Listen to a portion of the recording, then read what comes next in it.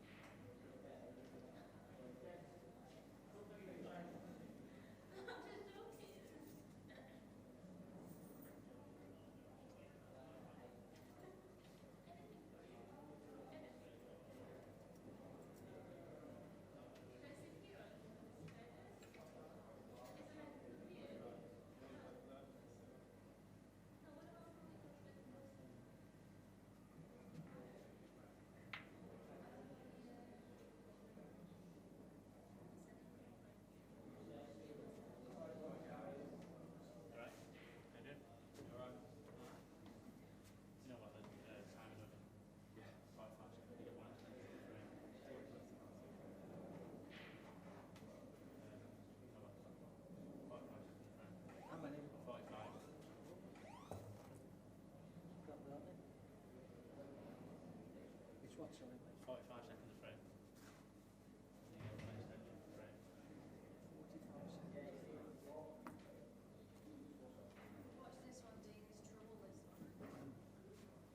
injured. I'm not troubled today, I'm injured.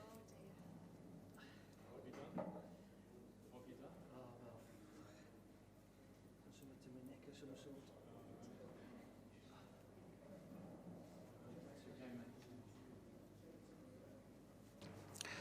Good afternoon, everybody. My name's Michael Day, and welcome to the Players Pool and Snooker Lounge for Event 3 of the inaugural Supreme Pool Series. It's the Supreme Masters. It's the introduction of Blackpool to the season. Nearly £30,000 in prize money is going to be dished up over the weekend, of which 13,000 will go to the eventual champion on Sunday evening.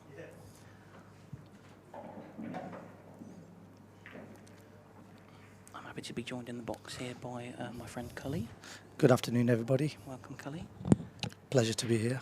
So this is a pretty big game. It's a tournament favourite, the reigning world champion, reigning world and world champion 5 times, Mick Hill. And the opponent who's got the unenviable task of trying to top him is Mark Astbury. Yep, tough ask against Mick Hill. How do you obviously Mick's going to be starting as a firm favourite. How do you see this going, Cully? I think looking at I was watching a couple of games earlier. I think the break-off shot's obviously quite key. I think tactically, if it did get to, tying the balls up, I think Mick's obviously got the experience. But really intrigued to see how it unfolds. Yeah, brilliant. So Mick has won the lag, and he'll break, like I say, it's a race to 11 on the winner's side here. Not an ideal start for Mick. He's gone straight in off. Not the ideal start, yeah. I don't know too much about Mark. I know he's sort of been on the scene for a few years. I remember him a few years ago when I was playing certain sort of tours. I know he's been about. Do you know much about Mark? Is Blackpool his sort of bag? Don't know too much about Mark, unfortunately. I don't know if he's been on the tour or amateur. But sometimes in pool, people can just pull out clearances, and it's very much a fine line. And of course, if he's entered a series as good as this, he's obviously a very accomplished player, and obviously fancies his chances. Of course. So I think taking these out would be a nice little boost. Just settle him down, wouldn't it? And obviously the yellow on the bottom rail here, that could be the stumbling block. But I think he's might play on it here, might just drop the yellow in. Just needs the white on the cushion here, doesn't he? Really? Yeah, like you say, if he can, if he can take these out, obviously that'd be a real confidence booster to him, sort of set the nerves, because obviously playing against someone like Mick, you've got to take these chances. Yeah. I mean, like I say, I don't know Mark too well, but he could have the attitude of sort of like him against the rest of the world here. So he could, no pressure. 100%. I think he just landed slightly straight here. I don't know if you can stun up, but should be okay. Yeah, I think he's right just to sort of punch it out. Yeah, obviously he didn't want to cannon into the red. Just needed that white dead on the cushion for that shot previously. But still got chance here. I think with these tables, looking at them from earlier, you've got to be quite careful. You don't want the cue ball travelling too much. Yeah. It's quite a slippery table.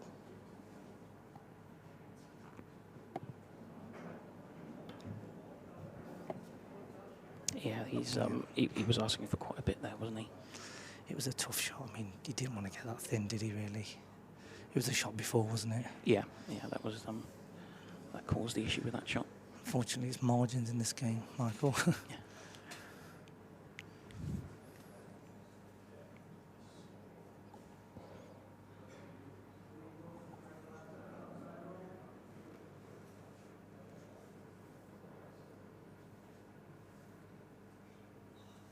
Wow. Oh, wow. Well, that is that's a collector's item, isn't it? That's that one's for the archives. Goodness me. I think you you said to me before we come in, Cully, that you're speaking to Mick beforehand, and he's yeah. I mean, just for the viewers, I had the privilege of getting coached with him last week. He's actually, I'm looking at Mick now, and he was rubbing his neck and sort of pointing. Yeah. A bit frustrated. So I messaged him this morning just to say, what time's your game? We'd love to, opportunity to support you. Yeah, he's tweaked his neck a little. He's not 100%. Yeah, he doesn't look comfortable at all at the minute. So that's quite concerning if you've but yeah, Mick Hill fan. Never thought I'd ever see him feather the ball like that, but there you go. But you know what? I may get away with it. Yeah, I mean, for me, this could set the tone. You've got to get this. A scratch and then a foul in one frame. I'm just wondering, like I said, I don't know Mark too well. I don't know whether Blackpool sort of something that he's played. Yeah, I don't know either, Mark. I've not really heard of him before. I'm just saying that because he, a more sort of perhaps seasoned Blackpool player might have picked the white up there and utilised his free hit. I think so. But differently, and he's had sort of 2 chances now to win this frame. And definitely. Turned up both chances, so he'll be kicking himself. Oh yeah, like you say, against Mick Hill, you can count on the amount of chances you're going to be given. Just saying before, and I had the privilege of getting coaching with him last week, and had a few games after, and I wish he feathered the ball then. But yeah, I mean, he's 2 good chances there. Just you need to put them to bed, don't you? Really? Yeah.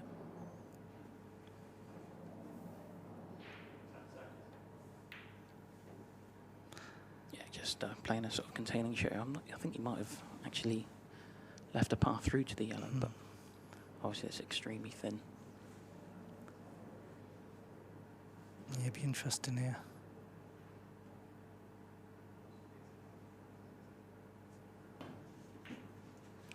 He's actually overcut it, and he's put the red there as well. So this really should be framed to Mick Hill. Frame that, like you say, should probably shouldn't have had. But me personally, I'd probably move the white or get the red, yellow on the side rail and play for that red there. That's certainly a possibility. Yeah, I mean, I'm sure a few of our viewers will be new to Blackpool rules, so we will. But there you go. People go different ways. It's each to their own, I suppose, isn't it? Yeah.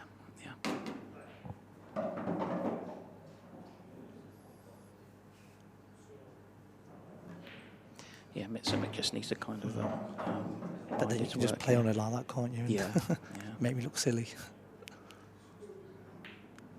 Yeah, just a bit of run inside there and back into the centre of the table.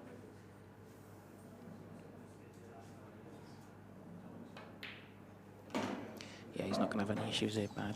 Bad neck or not, he would stop the white. He is. You can sort of physically see that he's sort of grimacing a little bit. Yeah, he is. So just wasn't right.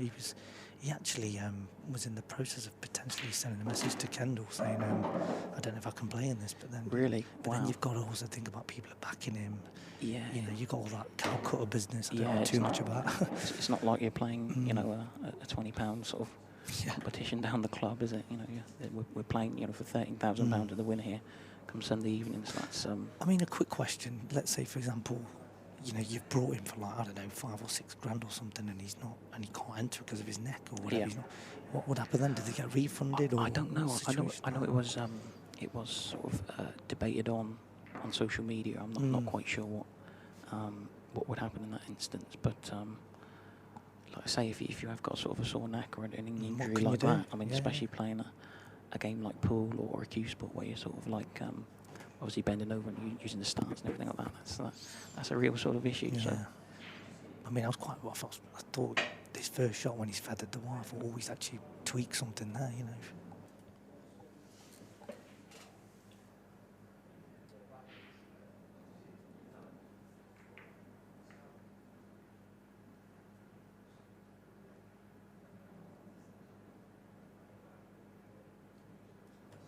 Yeah, so as I say, we've obviously this is the mainstream table. There are another 15 tables in action in the club. 3 of the other tables are live streamed. If you want to go over to sort of like Beard Productions or the YouTube channel, all those 3 other tables are live stream. I know one of them, another one of the tournament favourites, Tom Cousins, is actually 10-all with Northern Ireland's Declan Brennan. And I'm just sort of watching the screen like one. That's quite an exciting finish as well. I think they go to that. Like I say, Tom is obviously, I think it was like second favourite to Mick. So that would be a huge, well, not necessarily a huge shot. But I was watching it before I came into the commentary box, and there's been some really, the last couple it got to like 9-all. There's been some tactical play, and now it's like 10-10. It's, I think that, well. Okay, so. Anyway, back to this. Yeah, Mick's broke, and yes, he's made. Oh,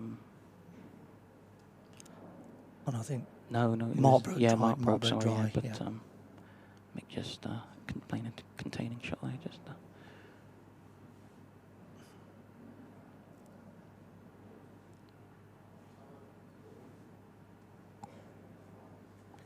Tom Cousins has won 11-10. Yeah, Tom Cousins has just won 11-10 on the black. The black was the last remember. I think Declan Brennan actually had the black to win it, but it was a fairly long pot into the green pocket.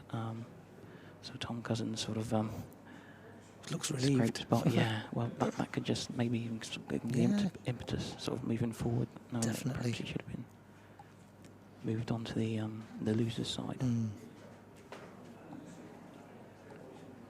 I think in pool, if you sort of get that extra life type of mentality that I could have won, now I've lost. Oh, I've actually got through it. You can really kickstart you, can't it? But to be fair, Declan's a good player. I watched a bit of him last week in the money game. Yeah, you know, obviously I thought confidence is a big thing in pool.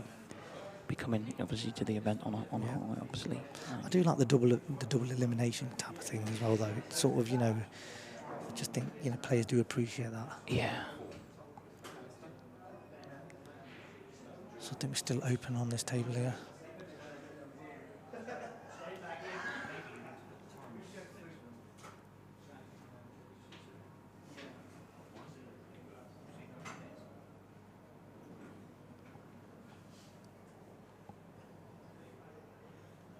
Yeah, I really do think this neck issue is causing Mick a problem.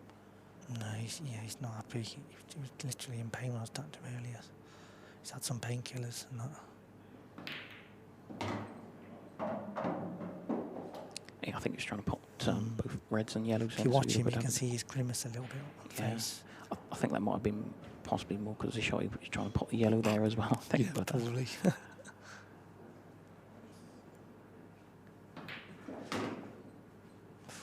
Well, that yellow just doesn't want to move, no, does it doesn't. Just wondering whether or not it might have been a bit of value to just potted the red and then play the back double. Because it would have been a big bag. Big pocket, but he obviously found that the skill shot was the way to go about it.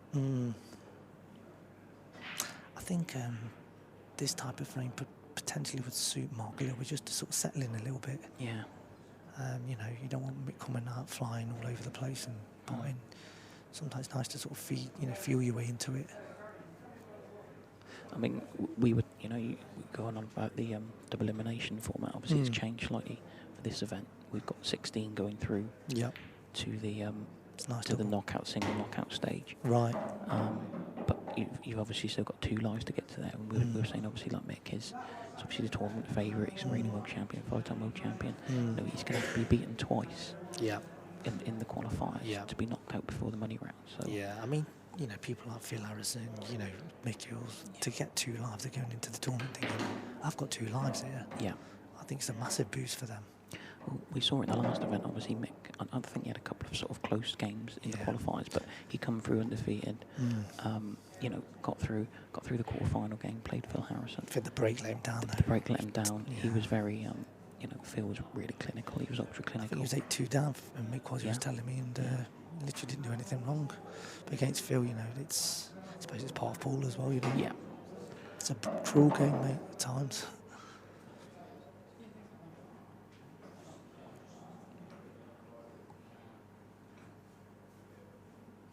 Yeah, Phil went on to win it then, didn't he? Yeah, or Phil was the final. It was quite a late finish, the last one. Yeah. I think that probably Dunster, affected. Yeah, I think that probably affected both Phil and Liam. I mean, stamina's a big thing. I mean, you're on your feet quite a bit. It's a long weekend. Yeah. I think it finished on Sunday around sort of 11:30 or something like that.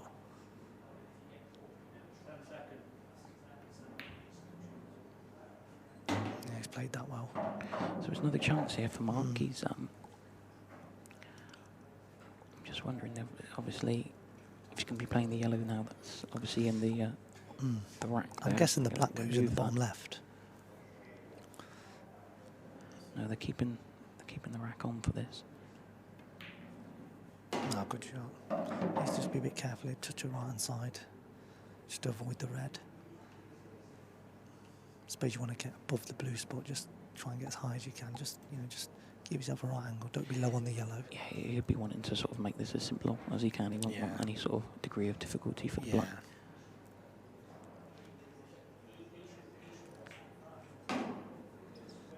Or I don't know. We might be able to just have a quick look to see if that black goes. That red might have. Yeah, I think Mick looks in pain. Yeah, I think that's yeah, you can see Mick there in the.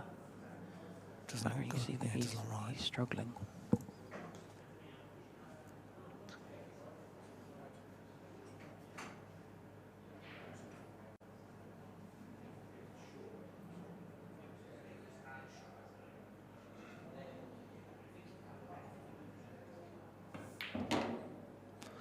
Left himself a shot. Well, it must go.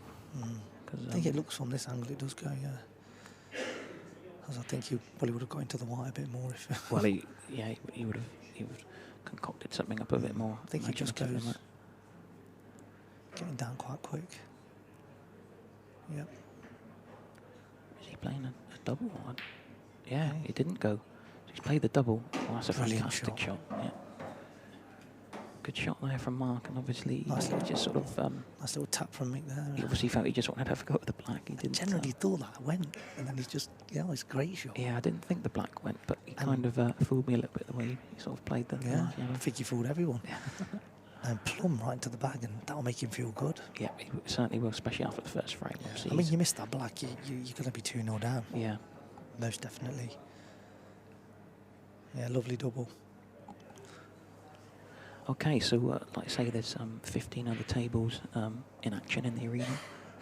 You can go to Q Score on the internet to have a look at all the sort of the latest live results, live scores. Just quickly going through the ones that are currently in action at the minute. We've got Brian Halcrow is 2-0 up on Paul Riley. Obviously, Paul Riley won a money match in this arena last night. Jake Dillon Newlove is 2-1 up on Alex Bailey. Phil Harrison is actually 3-1 down to Darryl Whitworth. So that's my accumulator gone down the window. So a little bit of a slow start for the Strachan Cup champion, Phil Harrison. Darren McVicker is 1-1 with Tony Halpin. Yannick Beaufils of France, former world finalist, is 3-1 down to Scotland's Scott Ross. And like I say, we'll keep you updated with the scores as we go along on the main match day where it's 1-1. It's a nice break. Yeah.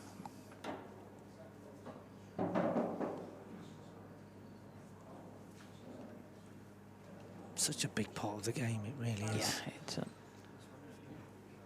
I mean, there's so many sort of elements that need to go right with the break. You obviously, I think element one is that they have to be sort of racked well. Yeah. And obviously with the Supreme rack, we're seeing some fantastic sort of fantastic splits. Obviously, you need to hit them well yourself. You've got to cream them, haven't you? Yeah, and so you've got to make sure that cue ball doesn't go in off anything like that. And obviously, the main thing is that you actually find a ball off the break. And then obviously be on the ball afterwards. So, quite a lot of things need to happen for it to be an ideal break. I don't know if he's got the angle on this just to stun up for the yellow. Yeah. Ideally, I think he's just off straight. I think he can just manufacture some sort of an angle here, and he could bump into the two reds at the top of the table. That's a lovely shot. I'll say lovely. He'll have to just leave himself a long yellow now, won't he? Well, in an ideal world, he would have liked to have been a slightly better angle than that. But like you say, He still looked at the good when he table. hit it, but then he's kissed the reds and he's now straight. He'll obviously leave himself a shot.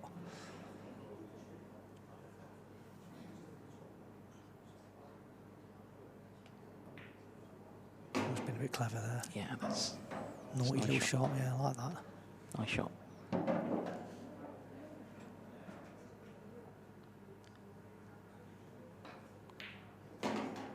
Nice.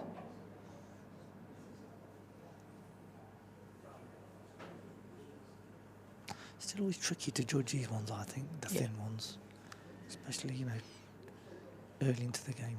He's going for the top one. No, he knew straight away, didn't he? And that's Doesn't look right. It doesn't look right. No, he doesn't, does he? No.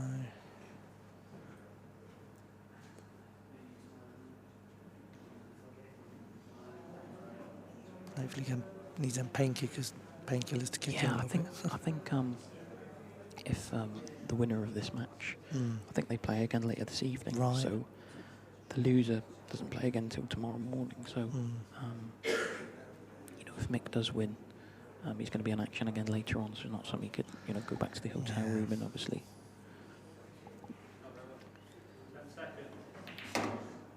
I think he tried the skilly there, hasn't he? Yeah. Yeah, Well, I think that's the black sandwich there. absolutely married there, isn't it? Yeah, just going back to your point, Michael, I think, you know, a neck injury and any type of problem down there with pool or snooker, any type of cue sports, it's not nice. Yeah, no, you know, going down on the shot, you don't feel, you know, you got all them doubts in your mind. It's horrible. I've been there.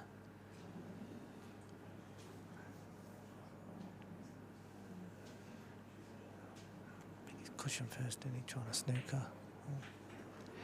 Yeah, no, that's not. That's nowhere near what he tried. Whatever I he think did. he to may, I don't know, cushion first and maybe trying to hit the reds and let it stick on the reds. I don't know. Obviously, Mick's got the problem of the black. I think he's just looking there to see if he could maybe put the cue ball in a place where he could double it. Do you think is any value in going into these from here? Do you think, or You would think that, you know, if he could somehow get if into you the missed black it, he's with on the yellow he's got the anyway. yellow in the pocket. So looks proper buried, doesn't it, in that with them reds? yeah, that's a fine shot. That, yeah. So like you said, he always had the insurance of the yellow over the bag, so that was a clever shot from Mick there. I think what I liked about it, he played it cushion first as well, which was nice. And like you say, it's obviously the top players, they try and eradicate the problem sort of straight away. Yeah, sort of take the risk out of it. Just got to make sure the black It's the fine. white's going to hang up. Yeah, so Nice clearance. That'll make his neck feel better. 2-1 to Mick, and also as well, that was sort of sounding disrespectful to Mark in any way. I mean, you know, Mick will want to, if he's going to win this, he want to try and win this as quick as he can. So Of you know, he's course. not, Yeah. but you can see he's sort of walking gingerly to the He does. to his chair, and yeah, he Doesn't want to get dragged in a dogfight. Doesn't put look it that right way. now. Right then, so like I say, we'll have a quick roundup of the scores around the arena. We sort of got halfway down before the last frame. Sean Chipperfield, Ben Mackey still 0-0. Scott Ross has gone 4-1 up on Yannick Bofis. Michael Rhodes is 5-4 up on Josh Kane. That should be a really good match there between two quality players. Ian Alley is 5-3 up on former world champion John Rowe. And Rich Wharton is edging it against Sanjay Patel 3-2.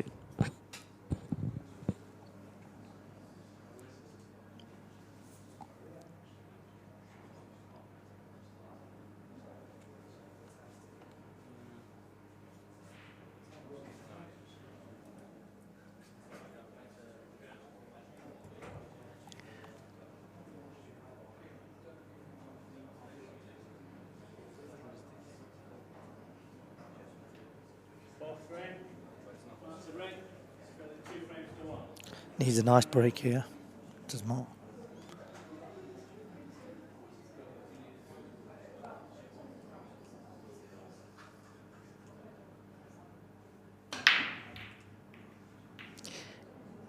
Really Didn't get flush flushed it, very has well, he? did he? Yeah. No, he didn't sort of pop, did it? I mean, you know, some players screw it. I like to just stun it real hard, stun it. It's personal preference. Yeah, yeah. I mean, You know, there's a lot of sort of debate. People talk about sort of the break and obviously the break element, but you do see even a lot of the top players. Some of them don't break as possibly as well as what they could. So it's very interesting. You know, sometimes people get control break, got cut break. yeah, You know, I didn't. Did you watch? I know Mark Boyle is usually quite a expert on the cut break. I know recently he hasn't been using the cut break. He's just been ploughing them down the middle. Did he? Did you watch him earlier? Was he? I watched him earlier. I think he was flying. He was sort of like 8-3, 8-4 up, and then he's missed. I didn't see a lot of his breaks, but he's missed a black in one of the frames. And then the guy from is it Goosey they call him? Oh, Goobsy, yeah, Gillespie, yeah, and then ended up beating him 11-9. Right. But there was a big moment in that where good shot there. Oh, I say that where Boyles missed a black, and it sort of changed the game big time. I mean, it was like could have gone 9-5. Bit of a game changer then. Yeah, it was like from 9-5 gone to 8-5, 8-6, and then as soon as you know it, Boyles think you could tell it that miss really played on his mind a bit. Mm-hmm. I was just wondering, like I say, with the Supreme rack, whether people are still sort of using a cut break, because obviously they get a really good sort of separation of the balls now. I personally think with the shot, people would probably not cut break as much. Yeah. That's my opinion, but from what I've seen, I don't see as many cut breaks. No. What about yourself in this tournament, commentating lots of games? It'd be interesting to see. I mean, I haven't, I think. What about in the last series? I mean, I can't remember who was cut breaking in the last one. I watched bits and bobs. I know. Leon Dunster is also like a cut break merchant. I don't think he was doing that. Oh, well, he wasn't in the last couple of events, and obviously he got to the final of both. So whatever he was doing, I'm suggesting he keep doing it. I mean, this looks a very slick, fast table. I think you've got to just boom them, as they say on this one. That's what I'd be doing.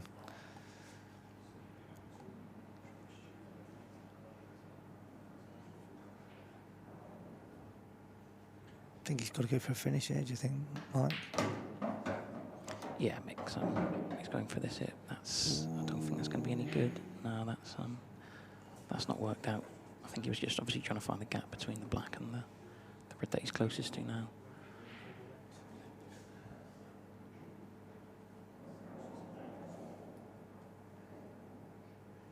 We did the last event. Obviously, Mick wasn't here for the Jason Owen Open in May, but obviously he was here for the Strachan Cup last month. Right. I remember quite well. He started off the tournament against Mike King. Mike King's from my sort of way, so I had watched it quite closely. I think he was 5-1 or 5-2 down to Mike King, and there was obviously sort of a few people like there could be a bit of an upset here. Although Mike's obviously very, he's a quality player. Yeah, definitely. And then all of a sudden he just like turned on a switch, clicked into gear. Did, and I think he won. I think he won the next 9 on the spin. He was terrific. Yeah, I mean, without being biased, he's definitely one of my idols and favourite of all time. People have got Gareth Potts, his personal preference. Yeah, I think I just like the way he plays. He just, for me, I don't know, just makes the game look very easy. Chooses the right shot. The right order is the key. What about yourself? I think it's quite subjective because we're talking about. That's bad miss from that. Yeah, it's quite subjective, I think, because we're talking about sort of different eras and not necessarily different eras. Obviously, Mick and Gareth grew up sort of together in sort of teams. And the respect's there; it's massive, isn't it? Yeah, I think obviously Gareth hasn't played English Able for 3, 4, 5 years now. Yep. I think the last pool he played, I think he won like the IPA World Championship. I think that was last sort of. Yeah, I mean they're doing different things, aren't they now? Yeah, I think it's that. He's been unlucky there. I think it's that old sort of like Messi, Ronaldo sort of debate. Let's just appreciate both of them. Exactly. They're both. I totally agree with you. Yeah, they're both. Just enjoy it. They're both very accomplished Q Sports merchants as is. I mean, they both obviously we know about Gareth. Gareth plays. Nice comparison actually, because just enjoy them. You know. I mean, they both obviously play Chinese Able to an exceptionally high standard as well. I know Gareth probably plays a little bit more Chinese 8 ball than Mick does. Yeah. Well, when I was with Mick last week, he was actually saying that he could be going into a star event in China at the end of the year. Yeah. You know what the Chinese are like; they always probably let you know last minute. But yeah, so there could be something there. But no, it's people go where the money is. People go where it's all personal preference, isn't it? Gareth's doing really well out there. You know. Yeah. Fair play. You know, it's a lot of respect. Won it a few times as well, I think. Yeah. Is that the Joy one, isn't it? Gareth's won he's won the World Masters 3 times. So Right. Their sort of main competition. Guessing decent payouts as well in them ones, aren't you? Yeah, and I think the prize money is going up as well. Right. So I think obviously they're 2 different organisations, businesses, and they're trying to egg each other on really. So it's only good for the players. Yeah. But anyway, back to back to the action. Yeah, Mick's. I think Mick's a bit reluctant to move the red. Yeah, he was reluctant to move the red over the pocket, which he could have potted. It wouldn't have. It didn't offer any position onto the other red. So that's the reason why he's moved the other red. And he's still in control. Still in control. Yeah. But obviously with Blackpool, this is I love both rule sets. I'm not. Do you? But in Blackpool, that red is over the pocket. I mean, even here he's got the opportunity to possibly swing down and play a skill shot on this if he's got the angle. I think he tried to get the angle. You could see he tried to play with a bit of side to get high on it. Yeah. Be interesting. I think he may play it. Right, so he's played it. So yeah, that's a prime example of if that was world rules, Mick's in a lot stronger position than what he was for Blackpool. So. Yeah, that's the difference. I mean, even I was talking to someone last week, and in world rules, even if you play a sort of a bad shot or and it's rattled, you're not getting as punished as if that makes sense. Yeah, yeah. A bad shot actually turns out to be a good shot in world. Obviously, that's obviously there's a lot of politics between both forces, but at the end of the day, the Supreme Pool Series is bringing the best players. Oh, it's great! Oh, it's amazing. Of the divide, and Mick couldn't really do anything there. He couldn't play an aggressive shot. He's just got the red off. But yeah, Mark definitely gained the control now after that skill shot. Yeah, I mean, Mick kind of doesn't need to go. That's the question here now. So I think. I think he'll just get this ball off the rail, keep the white there. Asking a question. Yeah, so it's just going back to the shot. So like I say there, he was a little bit lucky. Probably wanted to hit the cushion a little bit further up, so he'd have potted the red thin. Yep. And the white would have come into the more of the centre of the table. Yeah, did well to force it. I mean, he was not. I wouldn't say he was straight off straight. It was good.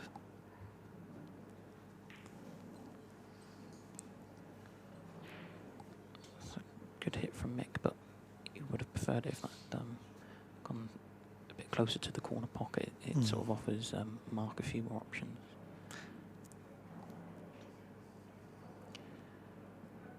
In fact, I think he'll probably go game here. Well, he should do. Yeah. I mean, he should be. Well, he'll have that bag anyway, even if he misses it, I mean, you've got to be backing yourself here. Yeah. I mean, you could play a snooker, but.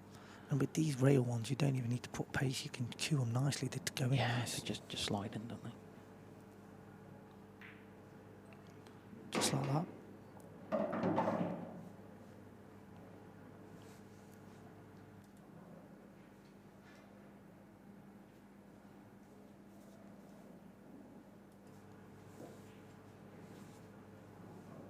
Getting him near the balk line here would be nice for him. Yeah, he's got options then.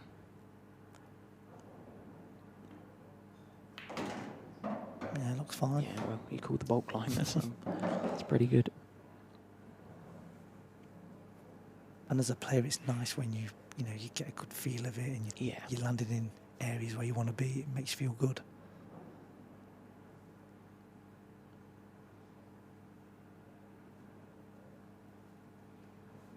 Good effort, this.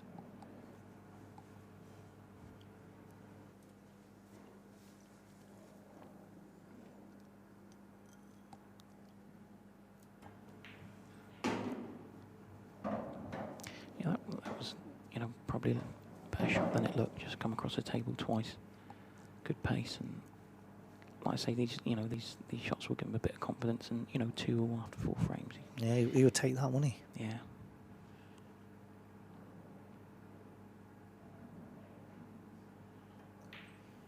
A little bit of shoulder there, wasn't there, on the follow through, but he's got there.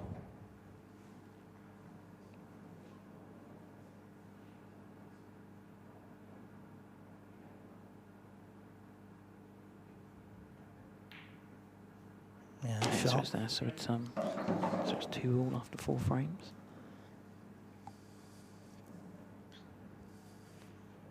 We've got someone in the chat box asking what the prize pool is. So this is just under £30,000 in total prize money for the weekend.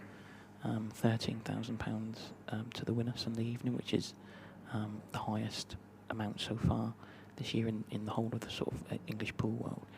We say so far because obviously in December we've got the Home Leisure Direct Grand Finals, where the winner's going to take £51,000, which which is the the highest amount ever awarded in a structured English pool competition. So that's going to be insane when that comes about in the end of November, December time, and I believe there is there's a seeding system. So yeah, I was just going to ask you. The question I had was, yeah, how do you qualify for that? Then do you need a certain amount of I think these events? Do you yeah, need to get far? You've got to money? play. I believe it's 3 out of the 4 events. So Right. You can miss one. Obviously, players have obviously paid for the entire tour. Of course. But to qualify for the grand finals, you have to play 3 of the 4 events. So, and then I think there is a ranking system. Yeah, in I've got to place. say, how far did you get? And I think current number 1 is Liam Dunster. Right. So obviously he reached consecutive finals at the. So would you say he's JCO covered now? Australia. He's in the grand regard, providing he still plays. Yeah. Well, everybody's in the. Everyone's in the grand final, provided. And now, what's the runners on that? Is it 32? Is it 64? How does that work? No, everybody's in it. Right, Provided, okay. They've met the criteria. All right, fair enough. Of 3 months. The reason I say about sort of seeding, I think there is some sort of seeding. So like I don't know if it's top 16 or top 32. So Get you. they couldn't play each other in like the first or second round. So it's all the seeding type of system, yeah. So So everyone's still involved. Yeah. It just means, if you're seeding, you're going to potentially get a slightly easier draw than, for example, if you, I don't know, you seed 16, for example.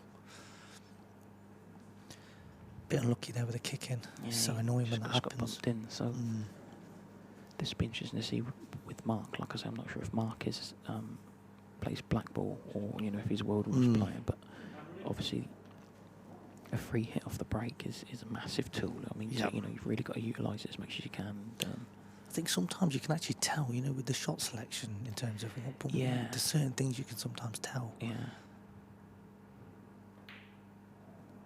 Like normally, just me personally, I'd normally get another yellow safe and then go for something. But they're all there. Why not? I think with black ball, I think with your free hit, you've got to make it count. I always think try and use it. Don't just pot a ball. You shouldn't not necessarily be potting your own balls. You should either be opening a problem up or putting one of your balls safe. I agree. Or setting something up. I mean, I just your think own ball just don't waste it. Yeah, it's not really. You're not gaining the advantage from it, but. I mean, don't get me wrong, if you've got a couple of balls left and then found, but if you've got it, just try and, knock another ball safe or something, I mean, for Mark here, obviously all the balls go. They all go somewhere, but perhaps he might have been able to make it a little bit easier for himself with the free hit, but it still might end up. He's got to be quite careful here, though, Mike. I mean, he's got to leave himself a nice, probably just off straight. He can't leave himself short, otherwise it's going to be a good bit of a, But he has to make sure that he's, straight or just the other side of it. So it'll be interesting just to see if he's got a good angle there. This will be a test of cueing. I think he might just be off the wrong angle. Saying he may need to cannon, I can't see from, but maybe straightish. If he was perfectly straight, he could screw back along. Yeah, he's just off straight, so he can need to cannon into the yellow and bring it back out. Yeah, see, that was it. You got his angles on balls. Well, he left himself, a little bit to do there. Obviously, the pot. He would, certainly always make the pot. It's obviously the element of obviously make sure that the cannon and screwing back. That's caused him the strife there. And do you think he could have used his 2 shots a bit better there? It'd be interesting to go back to like a still frame to have a look. But I think he's potted his opening red. I think perhaps he could have utilised it in a better way. I can't. I'd like to go back to that and have a look at that, but you know, that's what we're saying. I'm sure the viewers will probably have their input on it. I mean, going back to what we said about, I don't know too much about what set, you know, is Mark's preferred rule set. My guess is, I reckon he's world rules. I think That's my gut feeling, but I could be wrong. Yeah, when I was playing in certain tours, I remember seeing Mark's name in the draw, and Right. they were world rules. So, Do you play a lot of world yourself then, or? I'm from the southwest. We play a bit of everything at the minute. It's Fair enough. Probably predominantly. I wouldn't say predominantly world rules. I'd say sort of a mixture. Our local leagues are still world rules, but we do play blackboard competitions, and quite a lot of our players have played in blackboard events and things like that. So, yeah. You know, we're not really all of one, all of the other. At the minute, we kind of play a bit of everything. That's the best way. Keep yourself dynamic. Yeah, I think. Because sometimes you'll understand you may have tournaments where, you know, world rules, there's good payouts. Yeah. Blackboard, you've got to keep yourself very adaptable and open. Yeah, at the end of the day, we're all pool players who want to play. Yeah. I don't think it really, you know, if I you just set think up it's a great good tournament like this, great prize money, fantastic setup, everything about it is fantastic. I don't think it matters really what the rule sets are. The top players are going to be coming. He's gone for it there, hasn't he? Yeah, I don't think he played for the treble there, but I was chatting to him before the game, and I said, you know, how you feeling and that. He goes, oh yeah, obviously just, you know, it's a bit of a pain. He goes, just go easy on me if you're commentating on the game. all right. But yeah, he's gone big for that double there, but not left too much. Was that you said it was that today that he told you about the neck problem? Yeah, no, this was today. Yeah, no, just I sort of just messaged him. Obviously, you know, I was with him last week, and wicked guy, you know, really good. You know, had a bit of coaching with him last week, and he said, you know, come to Stoke, you know, I'll be there. And he just said, I messaged him this morning saying, you know, what time's your game? Good shot. Wow, there. that's a good shot from Mark there. But And doubles on here, and he just said, you know, my neck's really hurting, and yeah, I think he was close to I don't know. He said to Lee, I may have pulled out. Doesn't look himself though. No, certainly doesn't. If you look down, he was very slow on the shot. So Mark has not necessarily got the straight double, but sort of like a cross double. He's going to have to sort of play across it. But and where does the black go? Even if he did make it, you know. Yeah, and it'd be a nice finish on it from here. Needs quite a lot to go right here. Do you think he's trebling?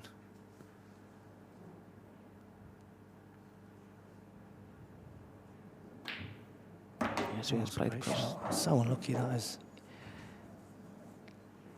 Yeah, I don't think he's. He's gonna have to pull out one of them doubles or something again. Yeah, he's nailed one already. This one's a bit slightly just more difficult.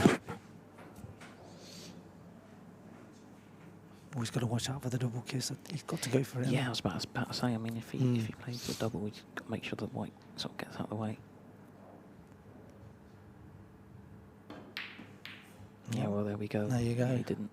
The dreaded double He kiss, as almost they needed call. to sort of get the cue ball out of the way with a bit of drag or a bit of screw, something like that. But it wasn't. It was very low percentage him making it anyway. In all fairness, he's quite unlucky though. The way he's played that double, he could have landed a bit better, closer to the black or something. You know? He's played a good shot, but he didn't really have much control over where the cue ball was going. So he was always relying for a little bit of a. Could be a key frame, this one. Yeah.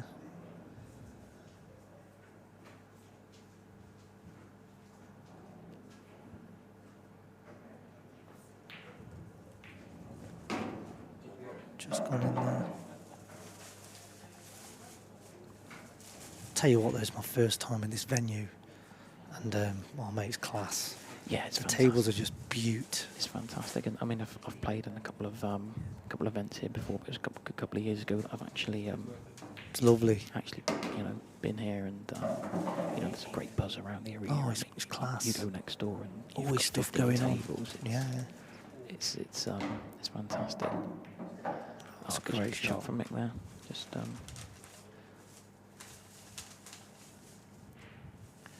to get into the top half of the table. Yeah, played the cushion first. Yeah. Nice shot. So despite all these trials and tribulations, he's 3-2 up, and yeah. Okay, so we'll just have a quick look at the scores around the arena. Carl O'Donoghue is 2-1 down to David McNamara. Leon Dumpster, like I say, a number 1 player in the rankings, is 1-1 with Matthew Schofield. Obviously, this game here is 3-2 to Mick Hill. Brian Halcrow is 3-2 up on Paul Riley. Jamie Graham 3-1 up on Daz Lightfoot.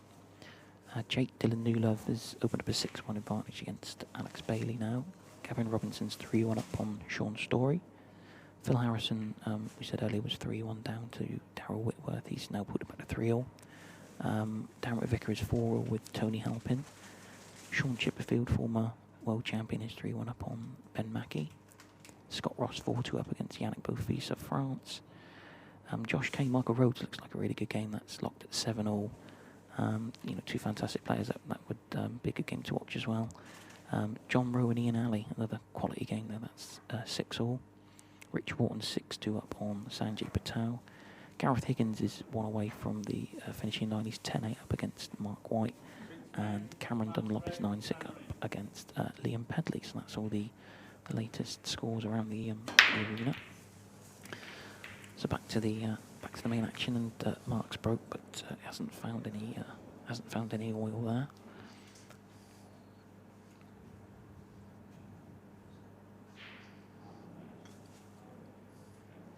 Does he want to scrap or does he want to go for the kill?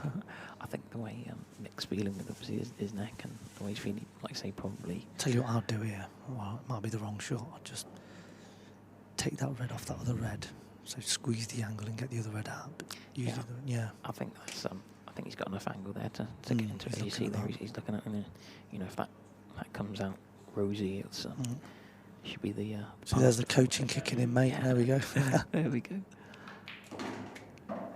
Yeah, he's played. Yeah, it's fine. I mean, I think that's one of the differences between obviously the top players and people, the amateur players, as it were. They will look at perhaps going into. What's he done there? They will look at perhaps going into balls, but not really consider how they're going into them or a can and things like that. So you'd be annoyed with that one. Yeah. Sometimes you just want to win the frame in one visit. I mean, you have to scrap a little bit. Yeah, well, just going back to like we were saying, I mean, obviously he's not feeling 100% physically, so he'll want to. He didn't really get down on that shot. He sort of snatched it a little bit, I thought. Yeah, it's interesting. But he's Mick, you expect him to put everything, don't you? Yeah.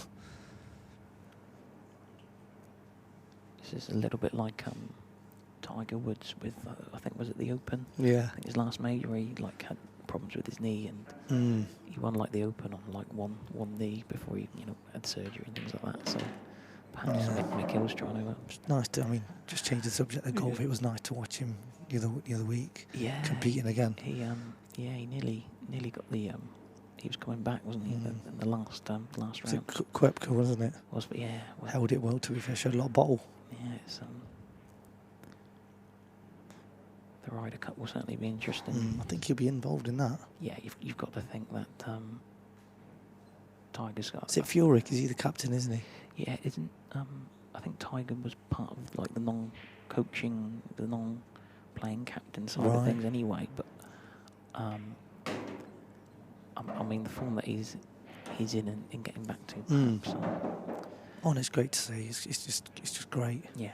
So Tiger Woods is an icon of golf, and obviously Mick Hill is an icon of our sport, English sport. I mean, 5 times world champion. I mean, he's he defended the world title this year. Yeah. He already held the record for the most world titles, and he beat Phil Harrison in Blackpool a couple of months ago. Well, I was chatting to him last week, and I said, how do you feel about you're 5-time world champion? Have you got any more? Are you bored? What's going on? And he goes, no, I enjoy playing Blackpool rules. But he goes, these days he doesn't. Unless there's the World Championships, he cannot be bothered to just stand there in a sort of a real tactical game.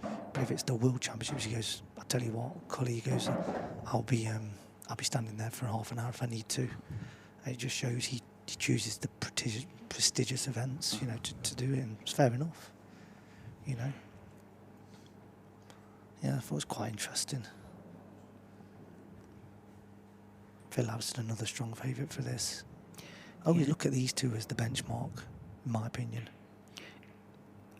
Yeah, it'll be interesting throughout the tournament. Obviously, this is the first event of the season. That's Black Ball rules. Obviously, that's not necessarily Mick and Phil's natural rule set, but you know, that absolute quality, I don't think it really matters too much. But the cream rises, mate. yeah, I think there's a few players this weekend who have had sort of fairly average, fairly even poor opening campaigns at the Jason Owen and Stratton events that they'll be looking to make a statement this weekend. Certainly, perhaps my boy Craig Lakin from the Corn Exchange, where I play as well. Yeah, he had a very good win earlier. Quite convincing. I think it was 11-5 or 11-4 against Chris Day. Yeah, he's feeling good. On that note, I'd like to shout out to all the boys at the Corn Exchange. They're always like messaging me, can you give us a shout out, bloody blah. All right, there you go, lads. Now stop messaging me.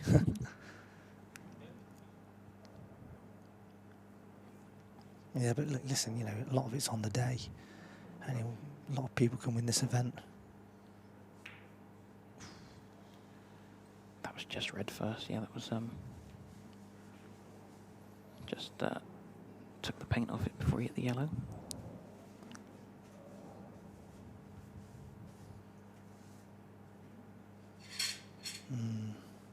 Don't know. Maybe just I would have probably played thin off this yellow and got the bag and got the white up there. Yeah, he's a bit sort of limited. Just gives you a bit of that insurance, doesn't it? Because otherwise, I think these reds go past, don't they? Or he'll get the bag. I think he wanted to probably snooker him on that other red, ideally. But as well, playing someone like Mick, you can get intimidated with the name and everything. I think he's holding his own here. Yeah, he does look a little bit sort of nervy on a couple of balls. I've seen him put a bit jabby on a few, yeah. But I think that's understandable. Yeah, like you say, I mean, wouldn't have played in this arena. I mean, Mick played a few times, obviously in the last event, so he'll sort of be comfortable with the surroundings. So he's tried to get that's a good shot. Well, I say that it's not. You'd have ideally wanted to be on the bottom red. Interesting to see what he does from here, actually. I don't think the cut would go. I think he might be looking at a double, or was he going round? I mean, you've got a lot of traffic up there, mate.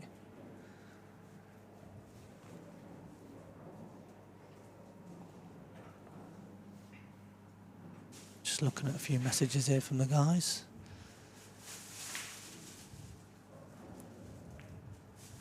Yeah, he's tried that. Just a bit more pace, he would have been in business. Really, it was a really nice idea. Obviously, a little bit more pace.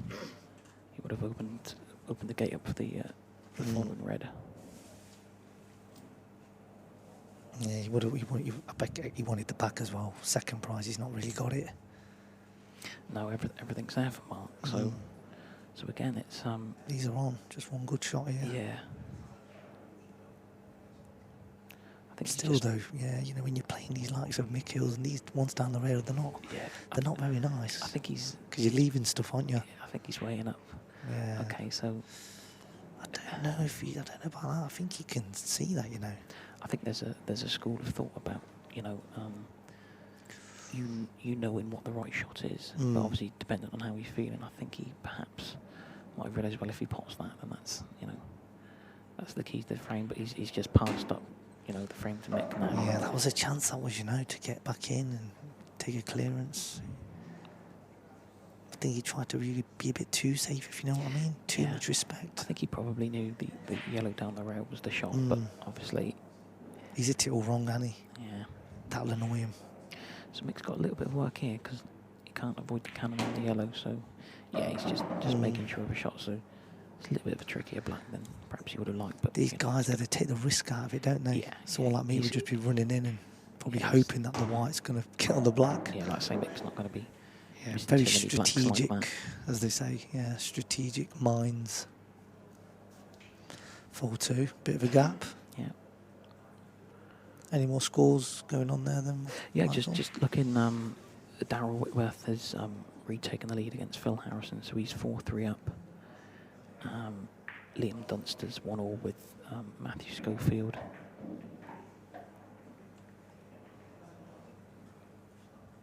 Sean Chipperfield is now 4-2 up on Ben Mackey.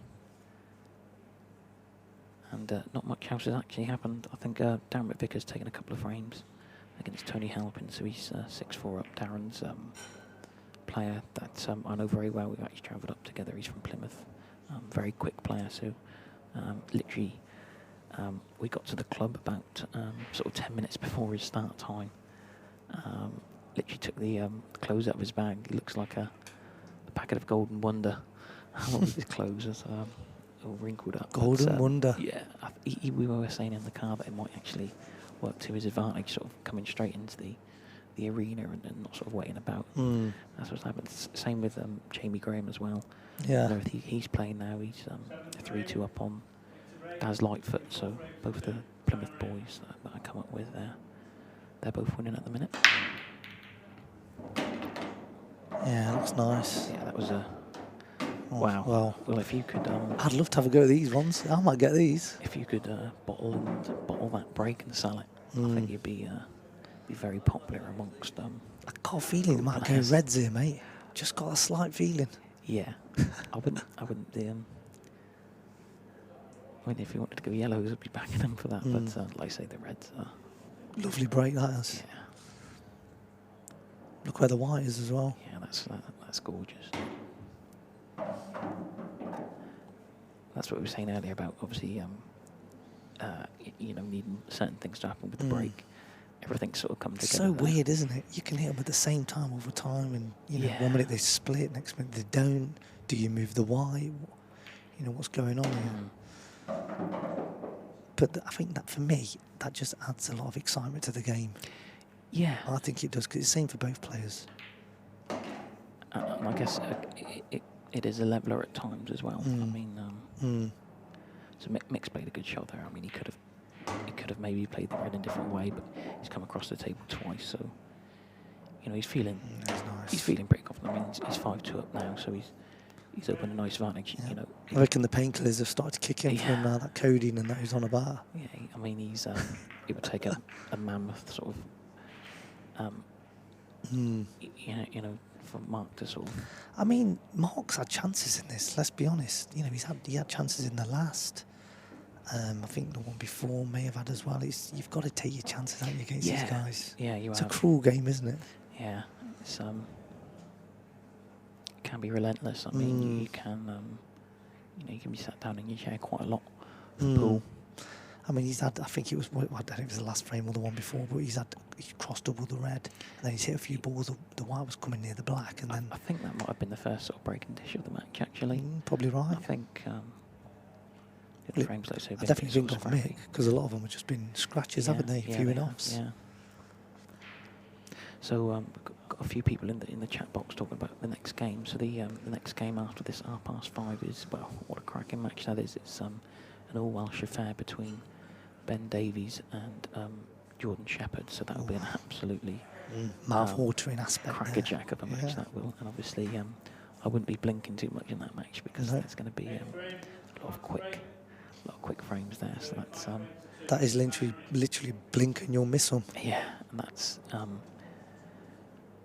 Ben Davies is the world IPA world champion, and obviously they play to black ball rules. So Ben Davies is somebody who we're going to be looking at. He's the IPA champion, isn't he? Yeah. So yeah, I was chatting to one of Jordan's mates earlier, and he's apparently hitting the ball really well. It's a very good match to watch. That is. yeah. Stay tuned for that one, lads, ladies. So Mark's found a ball off the break there, and yellows don't look too bad, but again, it's just about sort of holding himself together here. He cues quite. You can see before he sort of delivers the cue ball. There is a fair distance between the tip and Yeah, I and the noticed cue that. ball.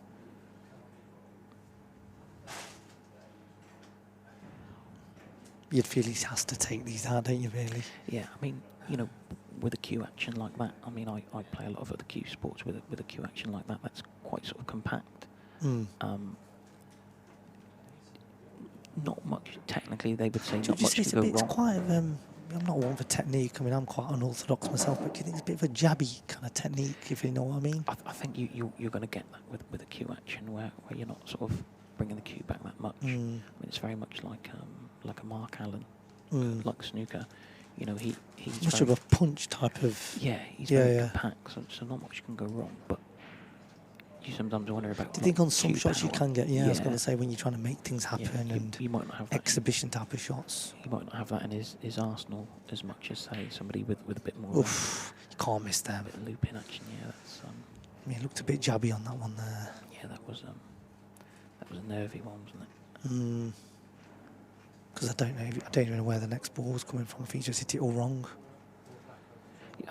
I'm guessing that yellow below the black just didn't go then. Otherwise, why wouldn't I play on that? I think he actually got the cue ball onto a too bad a position, but like I say anyway now, Mick's back at the table. Be interesting here.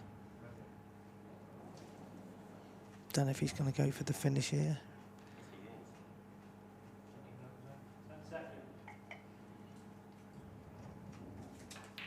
See here the referee, I think it's Dean Donahue, calling 10 seconds in. I think it's is it 45 seconds a shot? Yeah, so left a nice angle here then, just yeah, he's nice. got a nice angle here too. He's not in the mood for hanging them out here, he just wants to get on with it.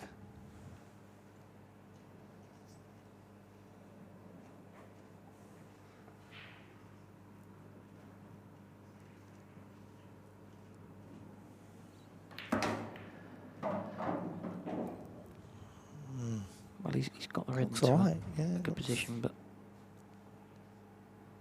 he's going to have to play the red. That's actually in the... Might work to his advantage because I know the black will get a bit more free. Yeah, he's going to just free the black up a little bit. Just bump it out. I think the red, just down here with the yellow, I think it probably will just sneak off the jaw. Yeah, and ideally that's going to be his last ball, yeah. Last ball, you would think.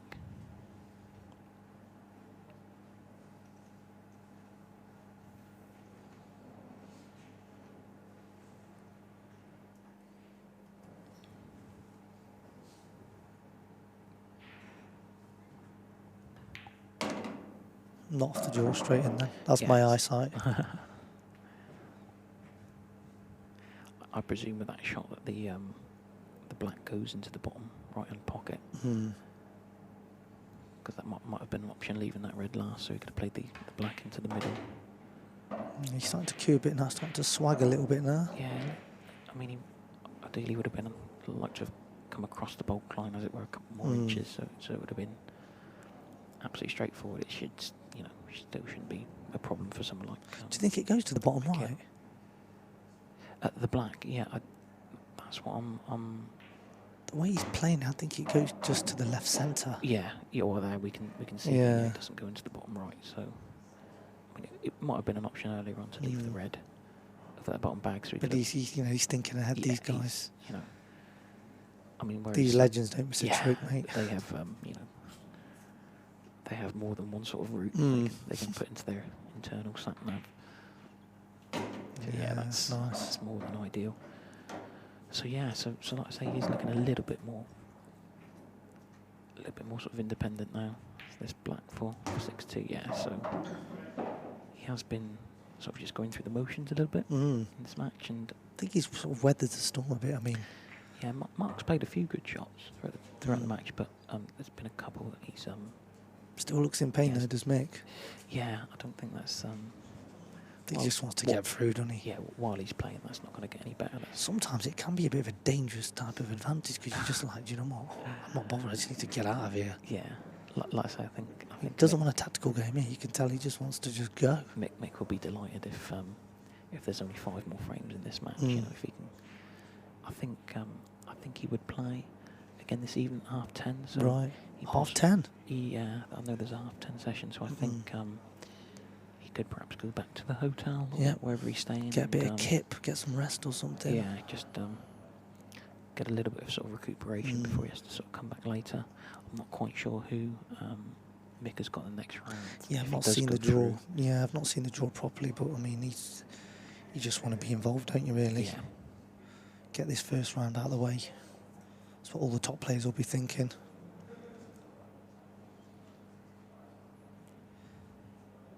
Can he find another of them golden breaks? Which creams it.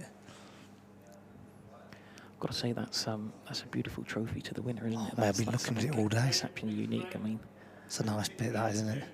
know most of the players are thinking about obviously the pound signs and the big check. Can't miss it. It's just there, right in the middle.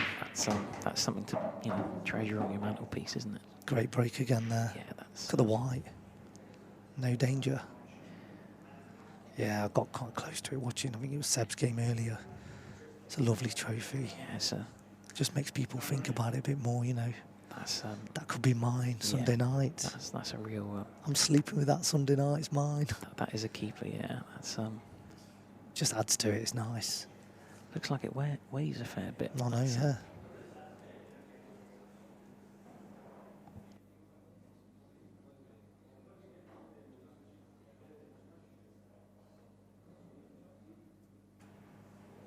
So we've just had a look at the draw, and Mick would actually play the winner of Brian Halcrow or Paul Riley. Current score on that's 3-2 to Brian, so that would be whoever wins this match would play the winner of that match this evening at 10:30. So like I say, there's 128 players in the draw from UK and beyond. We've got a few players from sort of Europe, a few from Morocco, so Africa. There's a real sort of global international flavour to this. We play double elimination. Basically, it's a qualifying system to find 16 players for the single knockout, single elimination portion of the tournament. So 8 will come through the winner's side, so 8 will come through undefeated. Another 8 will come through on the loser's side. So obviously you want to try and keep both lives intact as much as you can, because if you get pushed onto the loser's circuit, it's a bit of a way back. So, but it can be done. We've seen a few players in these events this year and events before that they've had to work through the loser section. They've had to win sort of 6, 7, even 8 matches to get through to the knockout stage, and the knockout stage then basically the tournament gets reset, so then it's a single elimination. And there is a little bit of a tweak to the format this event. Like I say, 16 players will go through to the knockout phase, whereas before it was 8, so hopefully we will get a little bit of an earlier finish on Sunday evening, so it'll be prime time viewing for all the fans out there to watch on Beard Productions.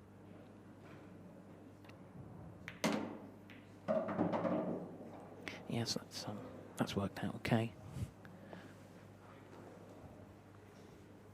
Black goes into the bottom right pocket, so it's just about queuing this. Yeah, there's no issues, and Mick's gonna open up a 5-frame advantage, so it really is looking very ominous for Mark now.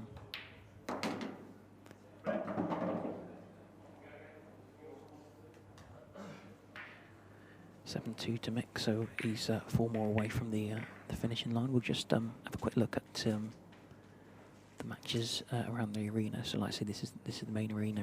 In the other room we've got 15 tables being played on consecutively. So got Carl O'Donoghue, he's 3-2 up on David McNamara. Leon Dunster is 2-2 with Matthew Schofield. Like we said earlier, Brian Halker is 3-2 up on Paul Riley. Jamie Graham 4-3 up on Daz Lightfoot. Jake Dillon Newlove is 10-1 up on Alex Bailey now, so that's Jake certainly running through the frames there. Gavin Robinson, one terrific player from the northeast. He's 5-2 up on Sean Story. Sean won one of the events here last year. It was played slightly under a different structure, but we know how good a tournament player Sean can be as well. I think he had a really good run in the last event as well at the Strachan Cup, so he comes here with a little bit of form. Phil Harrison is actually 5-4 down to Darryl Whitworth, so Whitworth has taken the lead again. Darren McVicker is 7-5 up on Tony Halpin. Sean Chipperfield is 7-3 up on Ben Mackey. Scott Ross is 5-3 up on Yannick Beaufils of France.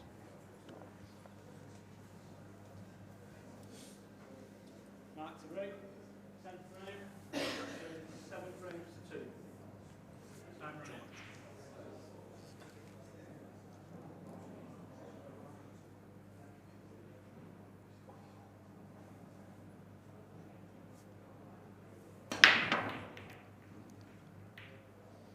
Yeah, he hit them fairly well, but unfortunately nothing's gone in.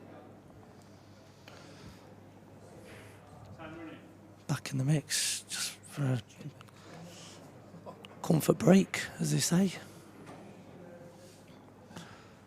Some of the comments flying in now. Yeah, someone just asking about how to check the scores. So if you head over to qscore.com, the Great all the app. yeah, it's a fantastic website. All the Everything you need on there. yeah, all the results and all the latest scores Real time. are over on QScore.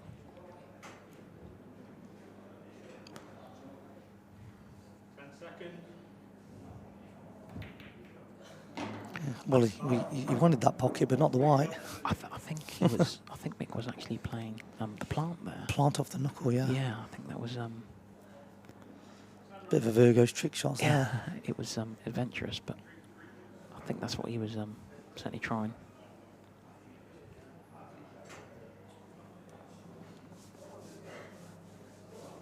Yeah, somebody just saying that they went to wash the dishes and it was 3-2 to Mick.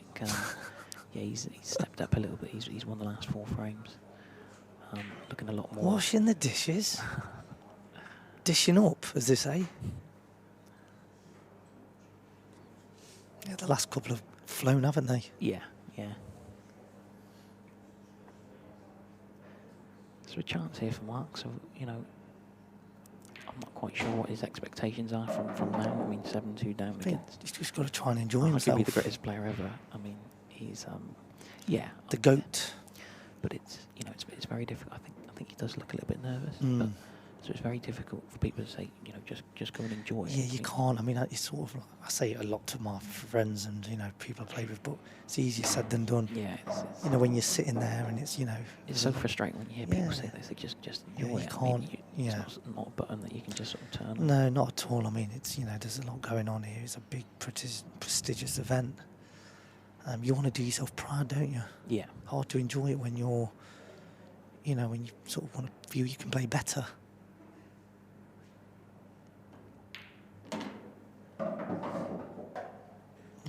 He's okay, he's okay. Yeah, I think He's okay. I think he's going to finish here. yeah, I think this is play the red into the middle now. Then the red just underneath the yellow. Red into the bottom right hand bag. Leave the red in the middle till last, sort of stun it, and then you're on the black. So Sounds good to me. this, you know, he should be getting this, but Just you know, need just leave yourself a little bit low. You don't even want to leave yourself straight on this way. Just nice little top through. yeah.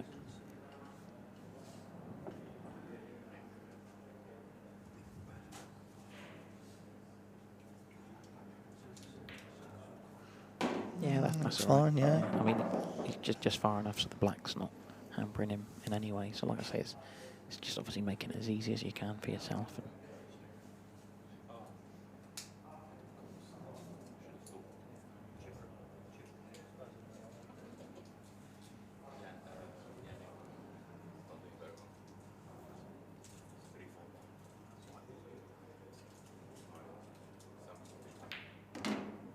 And okay, so he's actually played it in the middle, so that's all right. I mean, Fair play.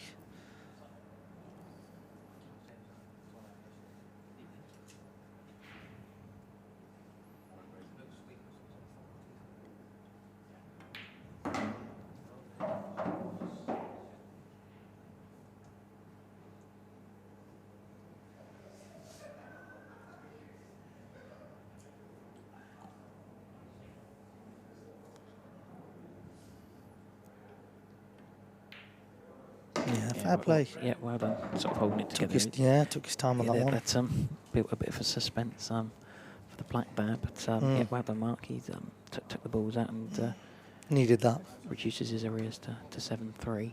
Still a long way to go, though, obviously. So somebody's in one of our chat boxes on YouTube has asked who we think who's our money on for this weekend. Have you got any Well, thoughts on that, Connie? my money's Obviously, on my boy, Mick Hill.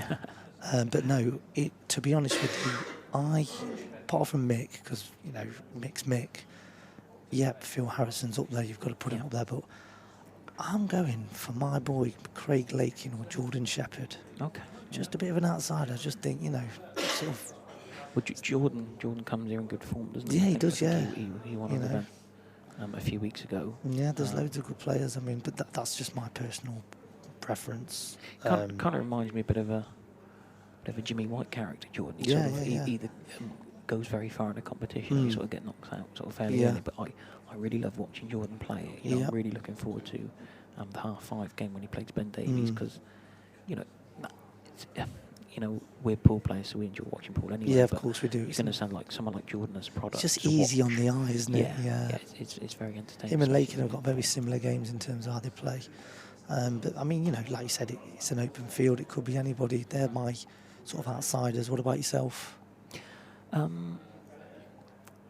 think, like I say, obviously you've got the main men that you've mentioned. Obviously, Mick Hills. And you've got to favour them because of the double elimination. Yeah, you have to. I'm just wondering whether or not what happened to Tom Cousins today. I mean, Yeah. Tom should have lost. Declan's he's missed the black to beat him 11-10, and you know Declan I think was Good about point. 8-4 up. So perhaps Tom might be not free rolling, but you know I think obviously we associate Tom with you know the world rule setup and you know 2-time world champion WEPF, but I think Tom grew up with the Welsh boys playing. No, it's a good shout. Black ball, so good shout.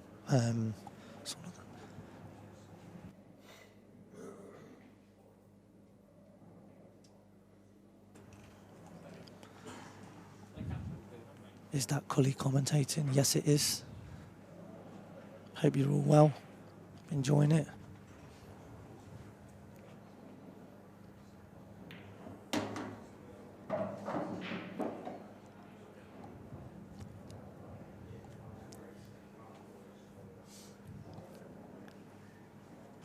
Yes, we've got a few people in the chat box. Yeah, they said about Shepherd.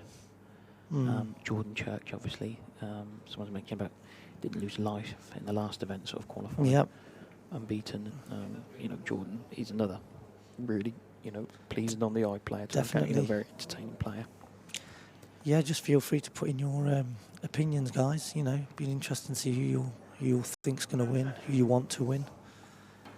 I mean, you know, no one's talking about Darren Appleton. You know, he'll be playing later on. Yep, Darren's Melling, playing, you know, all these guys. Yeah, it's you know, it really is sort of like it's the best event. I mean, you know, it's an embarrassment of riches. You've got you know, you can't go wrong, can you? You look at the Jack Whelan played well today. Yeah, Jack Whelan. You know, and there's some crazy opening round matches. Oh, it's mad. You know, it's there's always matches to watch. You know, but yeah, I mean the Tom Cousin Declan game today, that looked proper. You know, 9-9, toe to toe. Yeah, he knew he missed that. I mean, you could see he was sort of, there was a little bit of sort of like lateral movement. He was shaking a little bit. Didn't like the queuing, did he? On the yeah, so I think he should have got up off the shot maybe, but you know, tried again. But I mean, it's incredible because you know if Mark plays that in his club, he's you know if he's playing a practice game with a friend or whatever, he's yeah. He's clearing up. I should imagine, but it's tough though because you are playing. You know what people can say. You know, I'm in the chair. You are playing the name as well. At the end of the day, it does add to it, doesn't it? Yeah. Yeah, and I mean, you know, people say about you play the table, not the opponent, but yep. You know, in reality and in the real world, you know, if you're playing possibly the greatest 8-ball player there's ever been, English 8-ball players have been, you know, that's very hard not to have that in the back of your mind.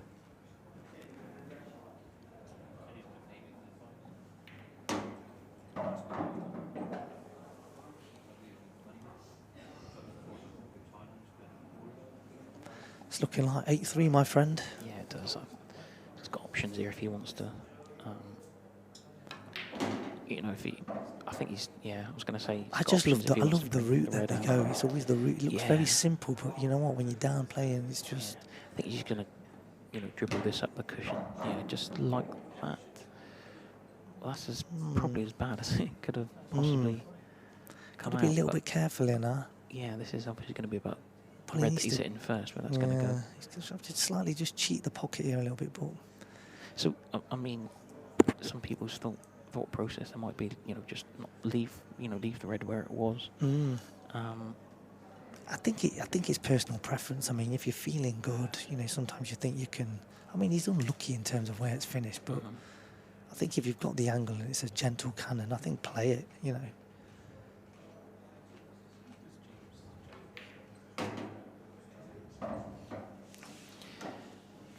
Yeah, that's not ideal. Just wanted that about a foot just up the table, but let's see how we get on here. Yeah, that's no problem. Lovely. Yeah, lovely. Lovely That cannon. was about control, wasn't it? That was really...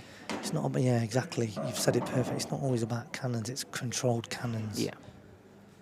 You know, someone could have called that half ball, someone like Yeah. myself, and you're in bits. Yeah. And that's, you know, that's the sort That's of the beauty difference. of this discipline is, you know, very delicate shots like that. I mean, you've got a very small playing surface to sort of play in, and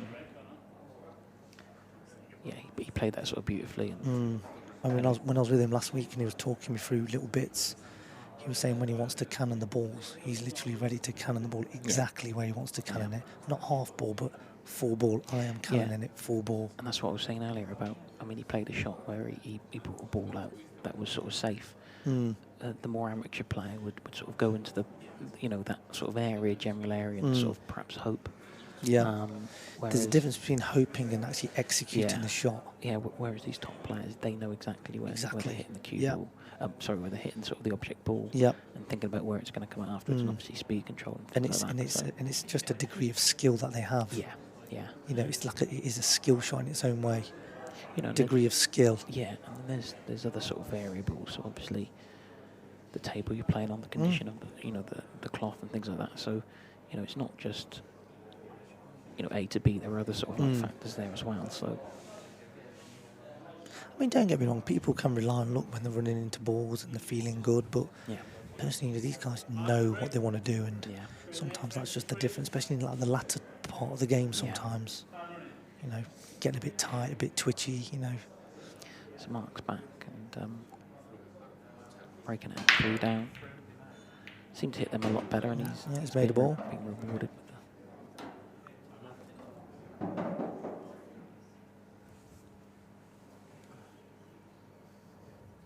I think the refs have been doing a good, job. I mean, you need quite a steady hand as well, this sharp rack. I think they've been doing a really good job so far, what I've seen.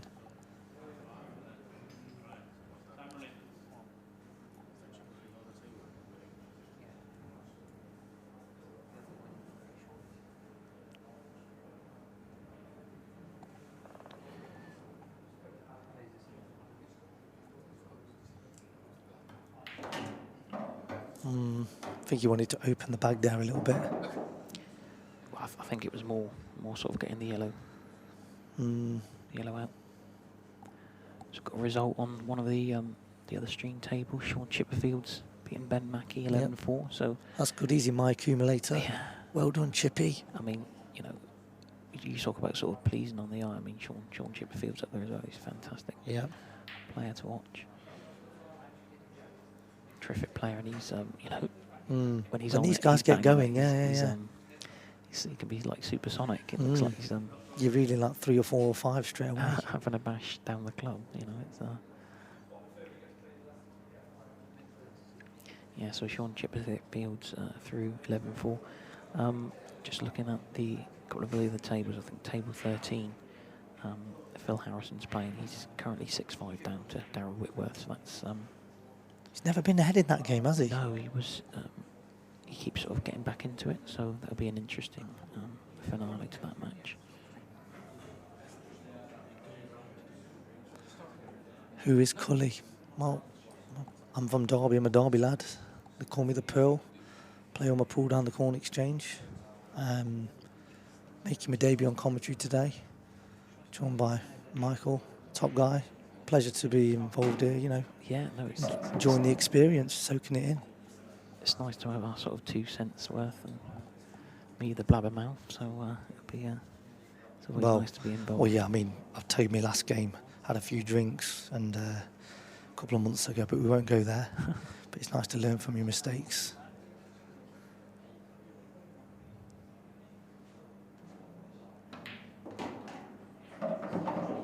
And I mean, you know, prestigious tournament, you know, commentating against, you know, my favourite player. You know, I'm loving it. Hope you're all loving it as well. Great coverage here.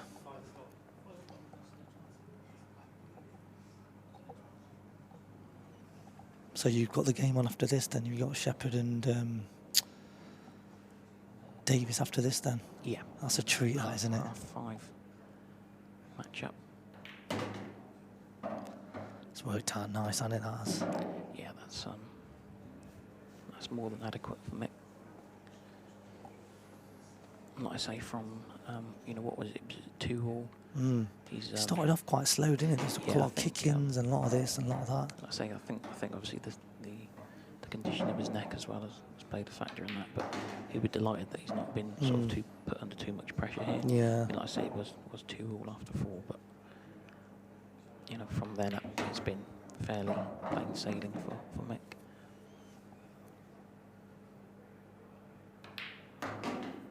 Yeah, so that's safely puts the black away, and it's 9-3 to Mick Hill, 2 away from the finishing line.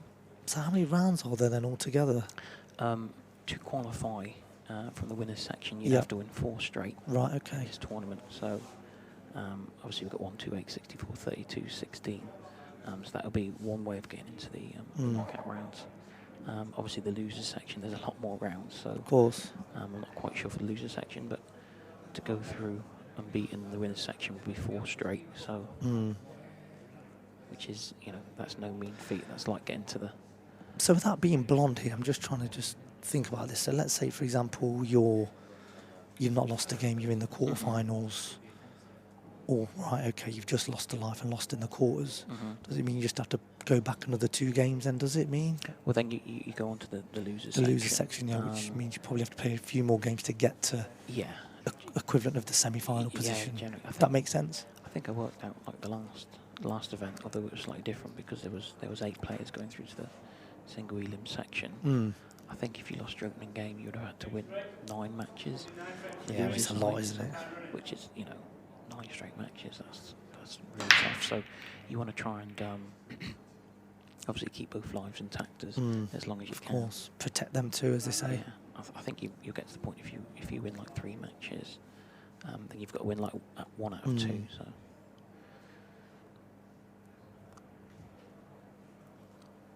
But the loser section is these are race to 11s on the winners section. The loser section 8. is race to 8. Yeah. Because there are more rounds. So yeah, that's understandable. Time consuming.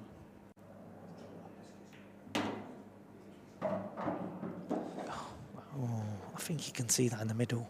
You'd be gutted if you can't. Yeah, I mean, that's the kind You're of. pulling my hair out if I'm not on that yellow now. If it can go wrong, it will go wrong, sort of thing. I mean, if he's ended up. I think he's stuck to it, you know. Yeah, I think. Unbelievable, Jeff. Yeah.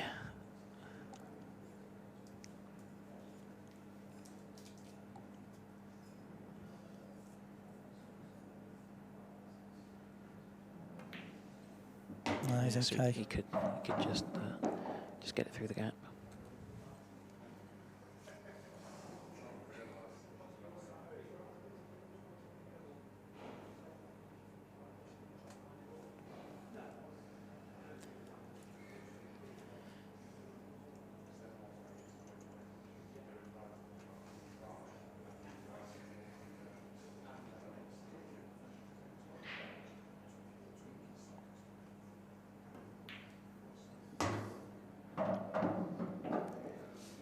Just a little bit. No, he's okay. He's okay. I think he wanted to just be a bit higher up the table there, didn't he? Or maybe lower, I'm not sure. Yeah, just twixt in between here. Played on that. You look, I think there's. I know all the balls are in the open, but I think there is a little bit of work. He's got to be. Just got to think about the ball to get on the black as well. Be a little bit sort of cute with the way he sort of goes about this. May need to play this with a bit of check.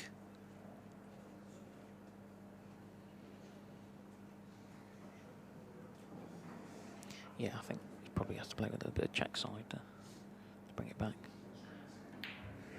Well, he's ended up playing the double. Tell you what, fair play. Well, that's didn't see that one. Yeah, it's not too bad. I mean, he's got an angle he can work with here for this this yellow. And I'm guessing it'll clear the path for the black. Yeah, I think the black goes. Might not. It'd be good to get an angle on that in a little bit. Just a bit hard to tell from where we are in that, Yeah. you know, on the screens.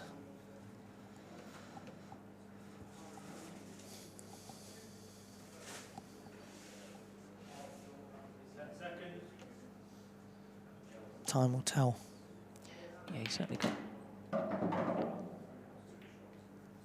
It's not a bad kiss. It's not bad, but he's gonna have to he's gonna have to use a couple of cushions to get on the other yellow. So I think it was all on that shot before, you know, when he was just sort of like in the middle of twixt in between of two yellows at the top and bottom. It's all sort of come on that, and he's got to be careful with this if he's going around the angles with this red.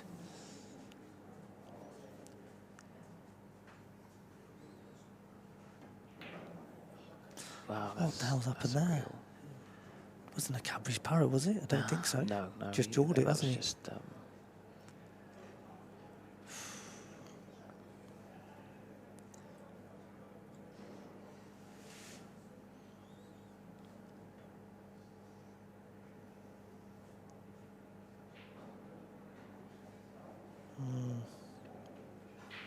Doesn't like it. no, that's fine. He's Yeah. got I was going to say, I think the one in the middle was a bit of a risky shot because coming into the yellow. He's not under any sort of pressure as it No. stands, so it's not. I mean, he's had chances though, that mark. I mean, you know, you take a 2 or 3 off him and take him off Mick, put him on Mark's He's score. played a couple of sort of decent shots, Yeah. but It's experience as well, you know. yeah, I think he was quite, you know, looks a little bit nervous about it as well. I think I looked at his results previously. I couldn't see any results for the opening tournament. I'm not sure if he's at the event. Yeah. But the last event, he lost in the opening round, so maybe he was sort of a little bit anxious as well. I mean, obviously, you're coming into a match against Mick, you're not going to be the favourite to win it. But, you know, I think Mark perhaps strikes me as someone like a confidence player. So if he, you know, he takes a clearance out earlier on, he sort of pushes and feeds off that. But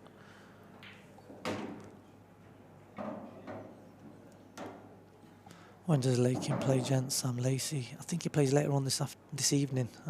he'll. I'm not sure what time, but because he won, I think he'd probably be on the 8 o'clock session. I think, but don't take that as gospel. bit short on that one, but should be fine.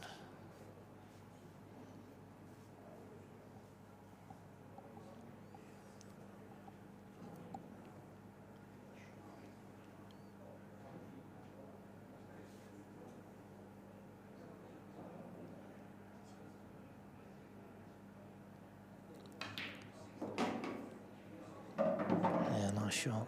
Just needs another one now. Just got to be careful. Yeah. You'll be screwing this in.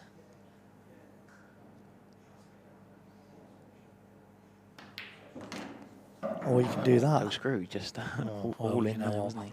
He does what he wants. Yeah, he's obviously realised Class that there that was shot, no, wasn't it? You know, and he's realised that there was no in off there the way he was playing it, so he could just.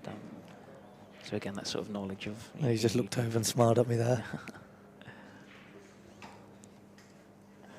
Knowledge. Yeah, knowledge. So just going back, looking at the what's going on elsewhere in the arena, we'll just bring you up to date with a few of the other scores. So Carl O'Donoghue's 5-3 up on David McNamara. Liam Dunster, our #1 player in the series so far, he's 5-3 up on Matthew Schofield. Brian Halcrew and Paul Riley, the winner of that match, will play the winner of this match. Currently, Brian is 7-2 up on Paul, so a bit of an advantage there.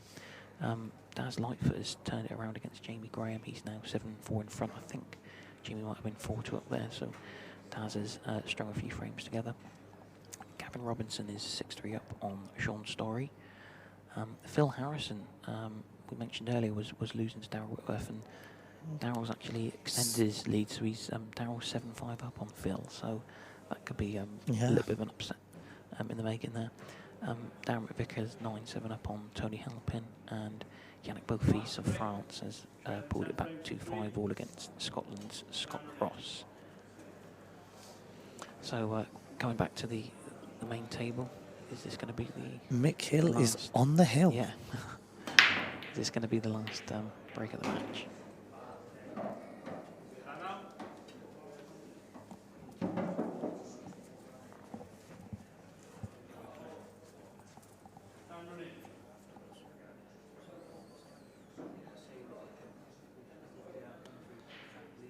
Reds obviously look favourable here, guys.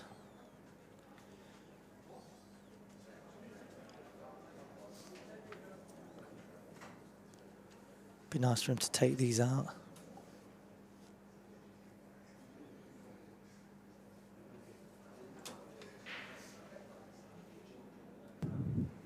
Maybe he's going yellows.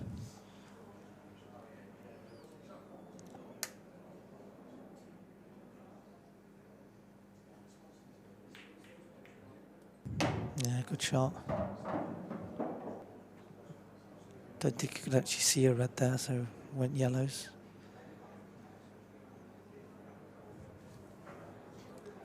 Key shot in this one. You'd probably think one up the rail. And then he's got a few down here, which gives him a bit of the insurance as well, so he can maybe just drop that yellow in, providing he gets there into the top right bag.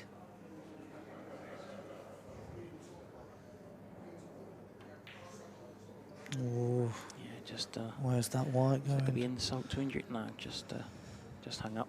Yeah. Could He'll be disappointed, you know. Yeah, he's had He's had can't say that chances. He's had a couple of chances, certainly.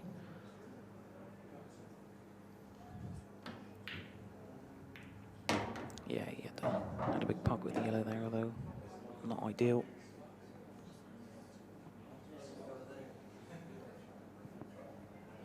Well, I know he's not going to go plant skill shot. That would be Yeah. No matter who you are. a bit too adventurous, Yeah. even for Mick Hill. I think this cuts on in the middle here. Yeah, that's Yeah. there. Oh, so's a Ooh. cue ball. Yeah. Right, come on then, Mark. That was one shot too many there, but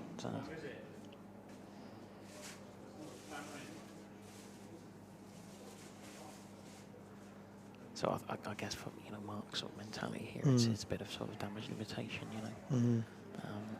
You'd think he'll be loosened up now. I mean, it's 10-3 down. Yeah, Unfortunately I don't for think he's him. harboring any thoughts of. I mean, certainly if he was to come back and win Well, 11-3, there'll be. I'd love to know the odds on that. They'd be right, and that'll be one for the record books. But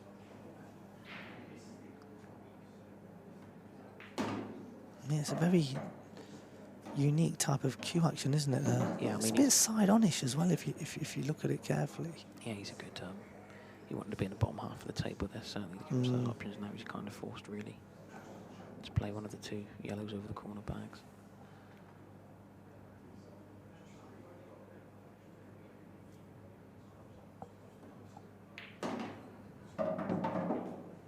No, he's okay there.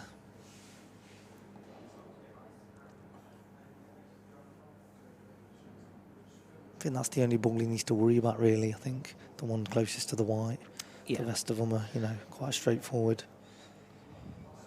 I think if he just bridges over this one for the left in the middle, I think that's the route I would personally go. Yeah, I think in an ideal world he would have left the two yellows into the middle pockets, to the last two yellows. You would, yeah, of what I course. mean? But weight is now, I think, Yeah. to get on the one next to the white, you probably need to go off the one on The the reason I white. say that, I mean, the yellow that's going to go into the right centre pocket, that would have been That's his your penultimate black, yellow. yeah. Because he could have just dropped that in, dropped the yellow in, he would have been on the black. Now he's going to probably have to play a shot where he... See what I mean, yeah. Yeah, you can see he's disappointed with himself. And Is he using his short? His cue looks quite short. yeah, I mean, Mark, Chilton's got one. I watched him earlier. He's similar. He's got a bit of a short Yeah. cue as well. Yeah, Rob Chilton used Yeah. exceptionally Yeah. short cue. I mean, It's what works for you, isn't it? Mark's obviously a very good player. He wouldn't be committing himself to a series of events like this if he wasn't a very good player. Obviously, it's a completely different environment when you're playing against someone like Mick Hill in front of everybody, on the live stream table. But hopefully Mark will learn from this. Oh, yeah, That'll definitely. Be a bit of an education. And look, he could do do well in the losers one. It's just nice to have that other opportunity, isn't it? Yeah, and I think that's a nice aspect of this series is that you have got the double eliminator. You know, we were talking about obviously it's a very long road back to get back on track into the single elim, but you know, he can go off now. He can enjoy tonight, do whatever. Come back tomorrow. That's perfect. Another tournament. Mick's played a lovely little shot there, just come around the angles, play the black and the setback. So some lovely positional shot there, wasn't it, to get on that second to last red. A little bit ropey from at the start, and obviously there was concerns about there the you snack, go. and I think that's something that we'll perhaps learn a little bit more about. But Mick Hill is safely through to the next round with an 11-3 win over Mark Astbury. Like I say, Mick's next game I believe will be at 10:30. He's going to play the winner of Brian Halcrow or Paul Riley. Currently, Brian's 7-2 up, so at the minute it looks like it might be Mick versus Brian Halcrow in the next round. Mick is actually going to be chatting to Lee Kendall in a few minutes' time in our interview room. So if you want to hold on a little bit, Mick will be being asked a few questions. Hopefully, Lee can ask him about how he's feeling as well. Our next live stream action is going to be at 5:30. Like I said, it's going to be an all-Welsh affair between Jordan Shepherd and Ben Davies. It's going to be a fantastic game. Ben You'll Davies, enjoy like that one. That's, you know, I'm really looking forward to We'll that. be on the road to Derby. Like I say, don't be late for that match because that really is going to breeze through. It's going to be an absolute perler. So like I say, we'll leave the commentary here. Hopefully Mick will thanks talk guys. to Lee soon if he's feeling up to it, and we'll be back with you for live action at 5:30. Take care.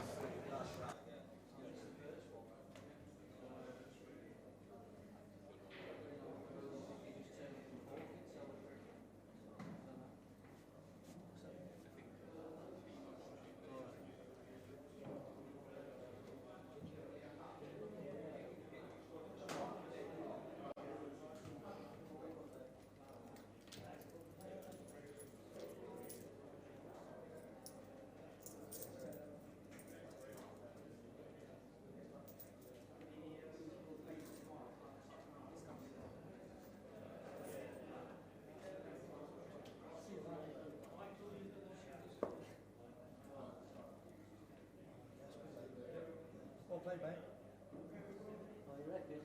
I went easy on you. Cheers. What's that? First one he feathered the black first. I'm thinking, he's really pain here. Couldn't get down on the queue till the tablets kicked in. Just try and get some rest. Are you back on later or tomorrow then? 10:30 tonight, I think. Oh, yeah. I'm going to get back to Derby anyway. Listen, all the best. Nice one, mate. Take it easy, yeah?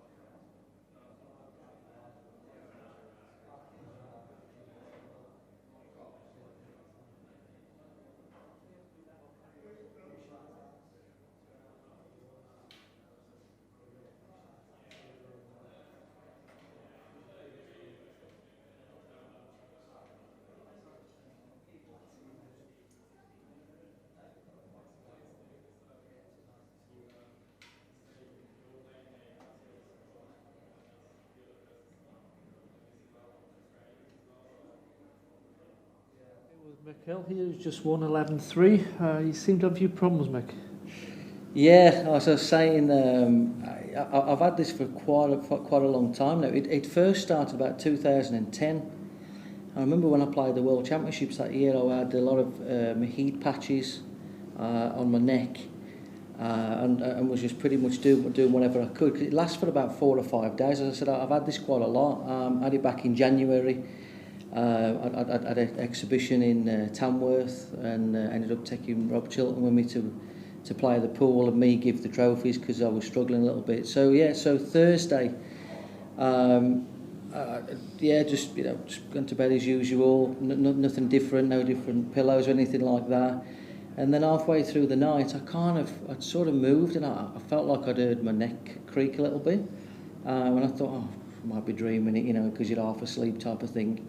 Woke up next morning, just couldn't turn my head left or right or anything like that. And as pool players know, what's interesting is when you actually go down to play the shot, you tilt your neck to obviously look up. It's a strange position, really, cue sports. And yeah, so this morning, I felt like truth be told, if it would have been a smaller event, there's no way I would have come.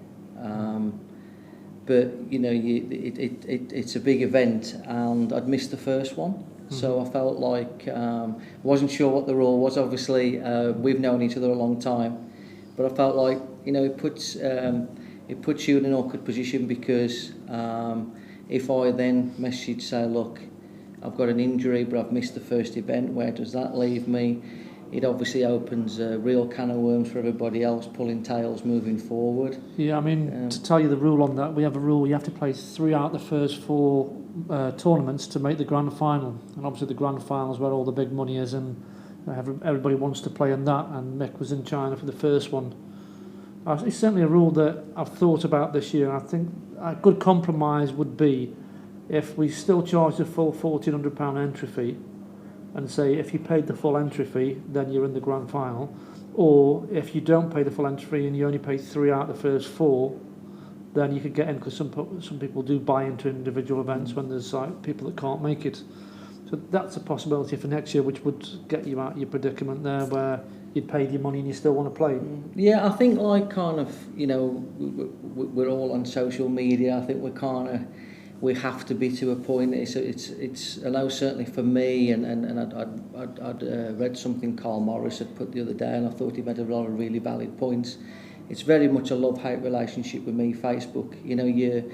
You try and stay away from it as much as you can, but you appreciate that playing pool as a professional, it's just a tool that you need these days to be able to communicate with the rest of the world. I mean, it's like you having an email account when nobody else has got one. Well, what use is that? So I do feel like it is a love-hate, and with that, we've seen over the last X amount of months where this series is concerned, where everybody's got different views, different ideas, and in your defence on that, and in Lee Gross' defence on that, is you don't really know the ins and outs of it until you're doing it. And I'd said I didn't think it was right for a player to be able to be replaced once the draw had done.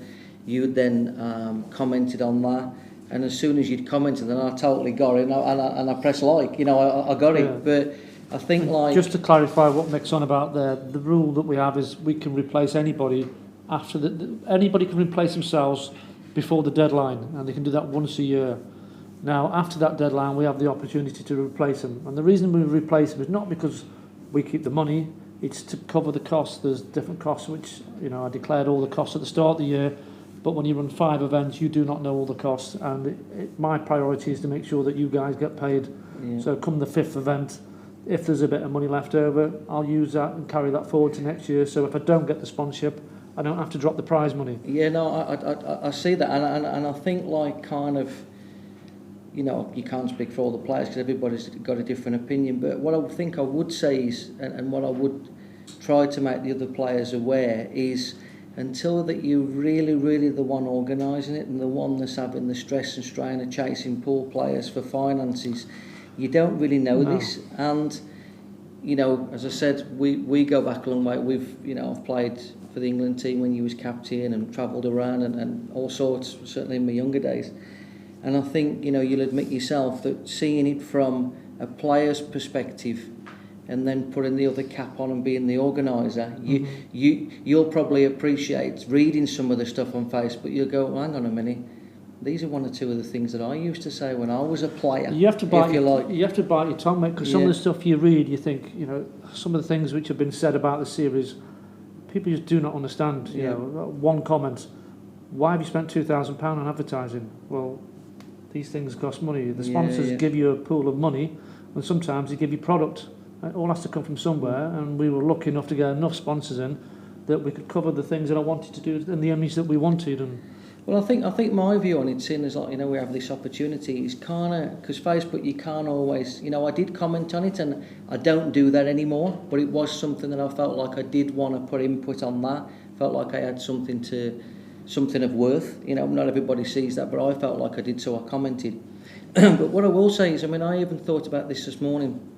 You know, yeah, for me personally, because of the, you know, whichever way we dress this up, and I always tend to try and take myself out of the equation because I'm not one to talk about myself anyway. That's not really where I'm at as a person. But if I'm talking about the likes of Darren, the likes of Gareth, who was playing then didn't play, the likes of Jason, the likes of Chris Mellin, Carl Boyce to an extent, he's a little bit unsure where he's going at the moment, and there's one or two others that have got their commitments as well, so it's not just travelling around. Other people have got businesses to run and organise, and I understand that as well. We got older, don't we, and there's other priorities yeah, as well. And I just feel like the ones that you're trying to attract are the ones that have excelled, put themselves out there, gone overseas, done fantastic at other cue sport disciplines, so it's impossible for you doing your dates to be able to avoid what everybody, all the other cue sports are doing. Mm-hmm. So it's inevitable that at some point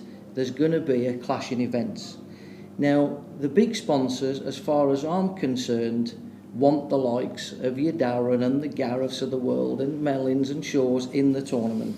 That's what they want, because they're the big fish at this moment in time. You're 100% right, just stop you at that point, because I've thought about the rules, and you know, when Gareth pulled out, my timing probably wasn't the best, and I'm thinking, well, I know Mick's missing the first event.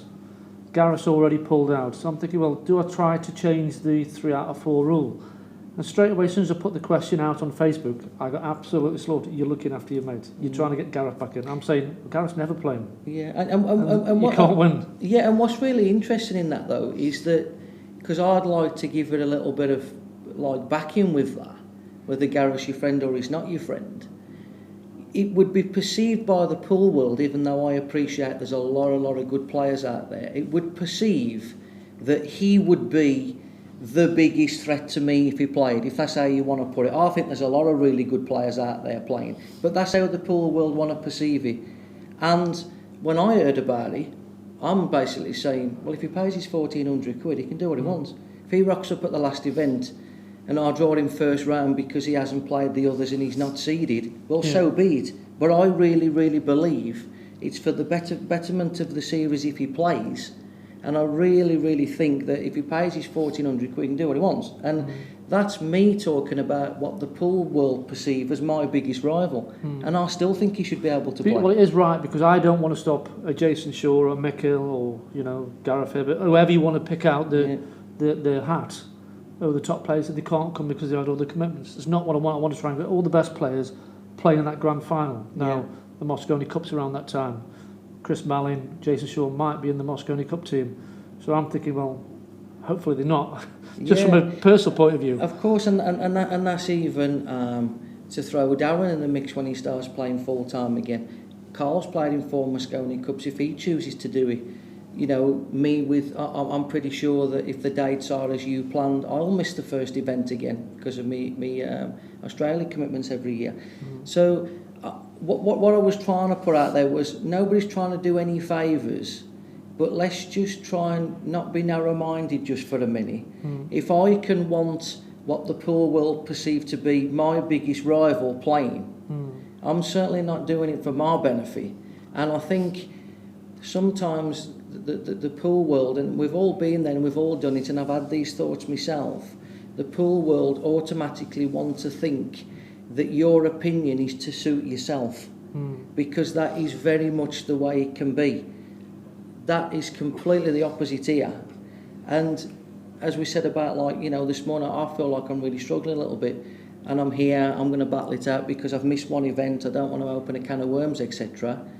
Whether that's right or wrong. But what I would like to add as well is, and again it was something I thought about this morning, is we hear about all these different cue sports going on. Now, snooker's one thing.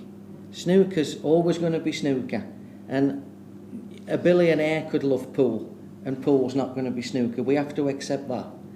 But what we also got to appreciate is that what you are actually in the circle of, call it American pool, call it Chinese pool, call it whatever, the UK pool at the moment has really got something going on. I mean, playing events in the UK, I'm travelling 45 minutes from Dudley to play for £13,000.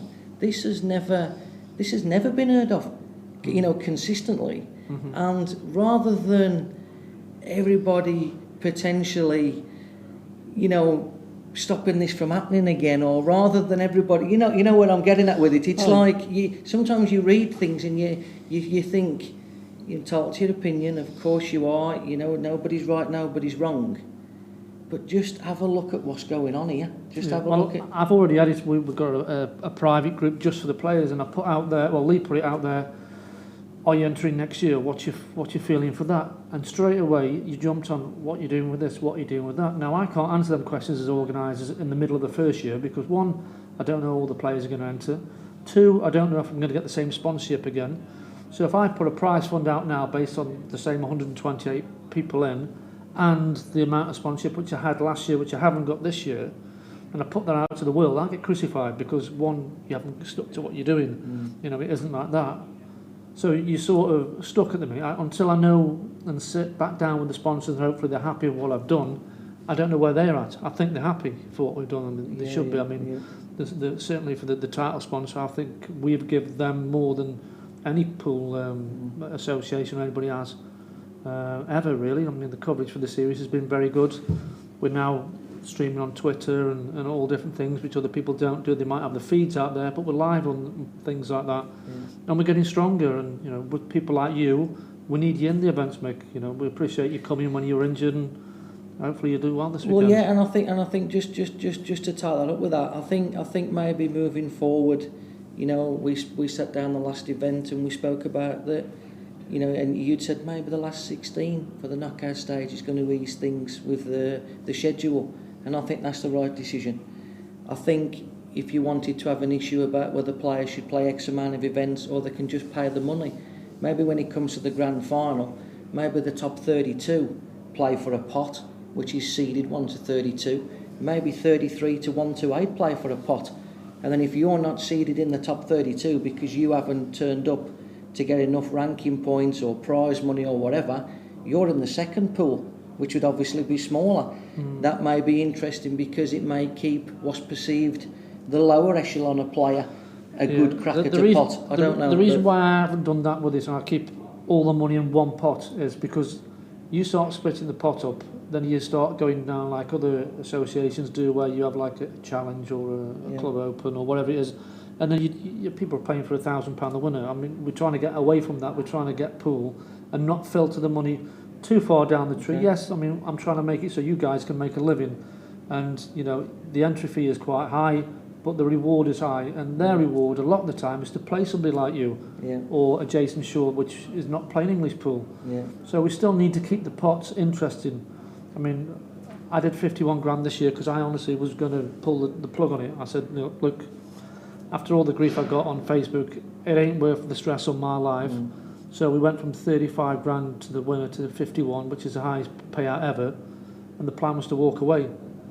But then, you know, you start getting engrossed in it, people say you're doing a good job, and, you know, you see what you're achieving, and to walk away when you are achieving something would be wrong for people like you in a sense, because you can earn a living now, where 10 years ago you're playing for 800 quid, 500 quid. And ain't going to fly the other side of the world for it as well. Well, yeah, I mean, it's more money than World Championships are paying out, and if we can achieve that with everybody's support, then, you know, just support us. Well, I think we put the world to right again, Mick. You're always good. I think we need to get a little chat room set up for the players to join in for later on in the event. The next match-up will be the Welsh battle of Ben Davies and Jordan Shepherd. I'm sure that'll be a cracker, and that'll be up in a few minutes' time, so we'll see you shortly.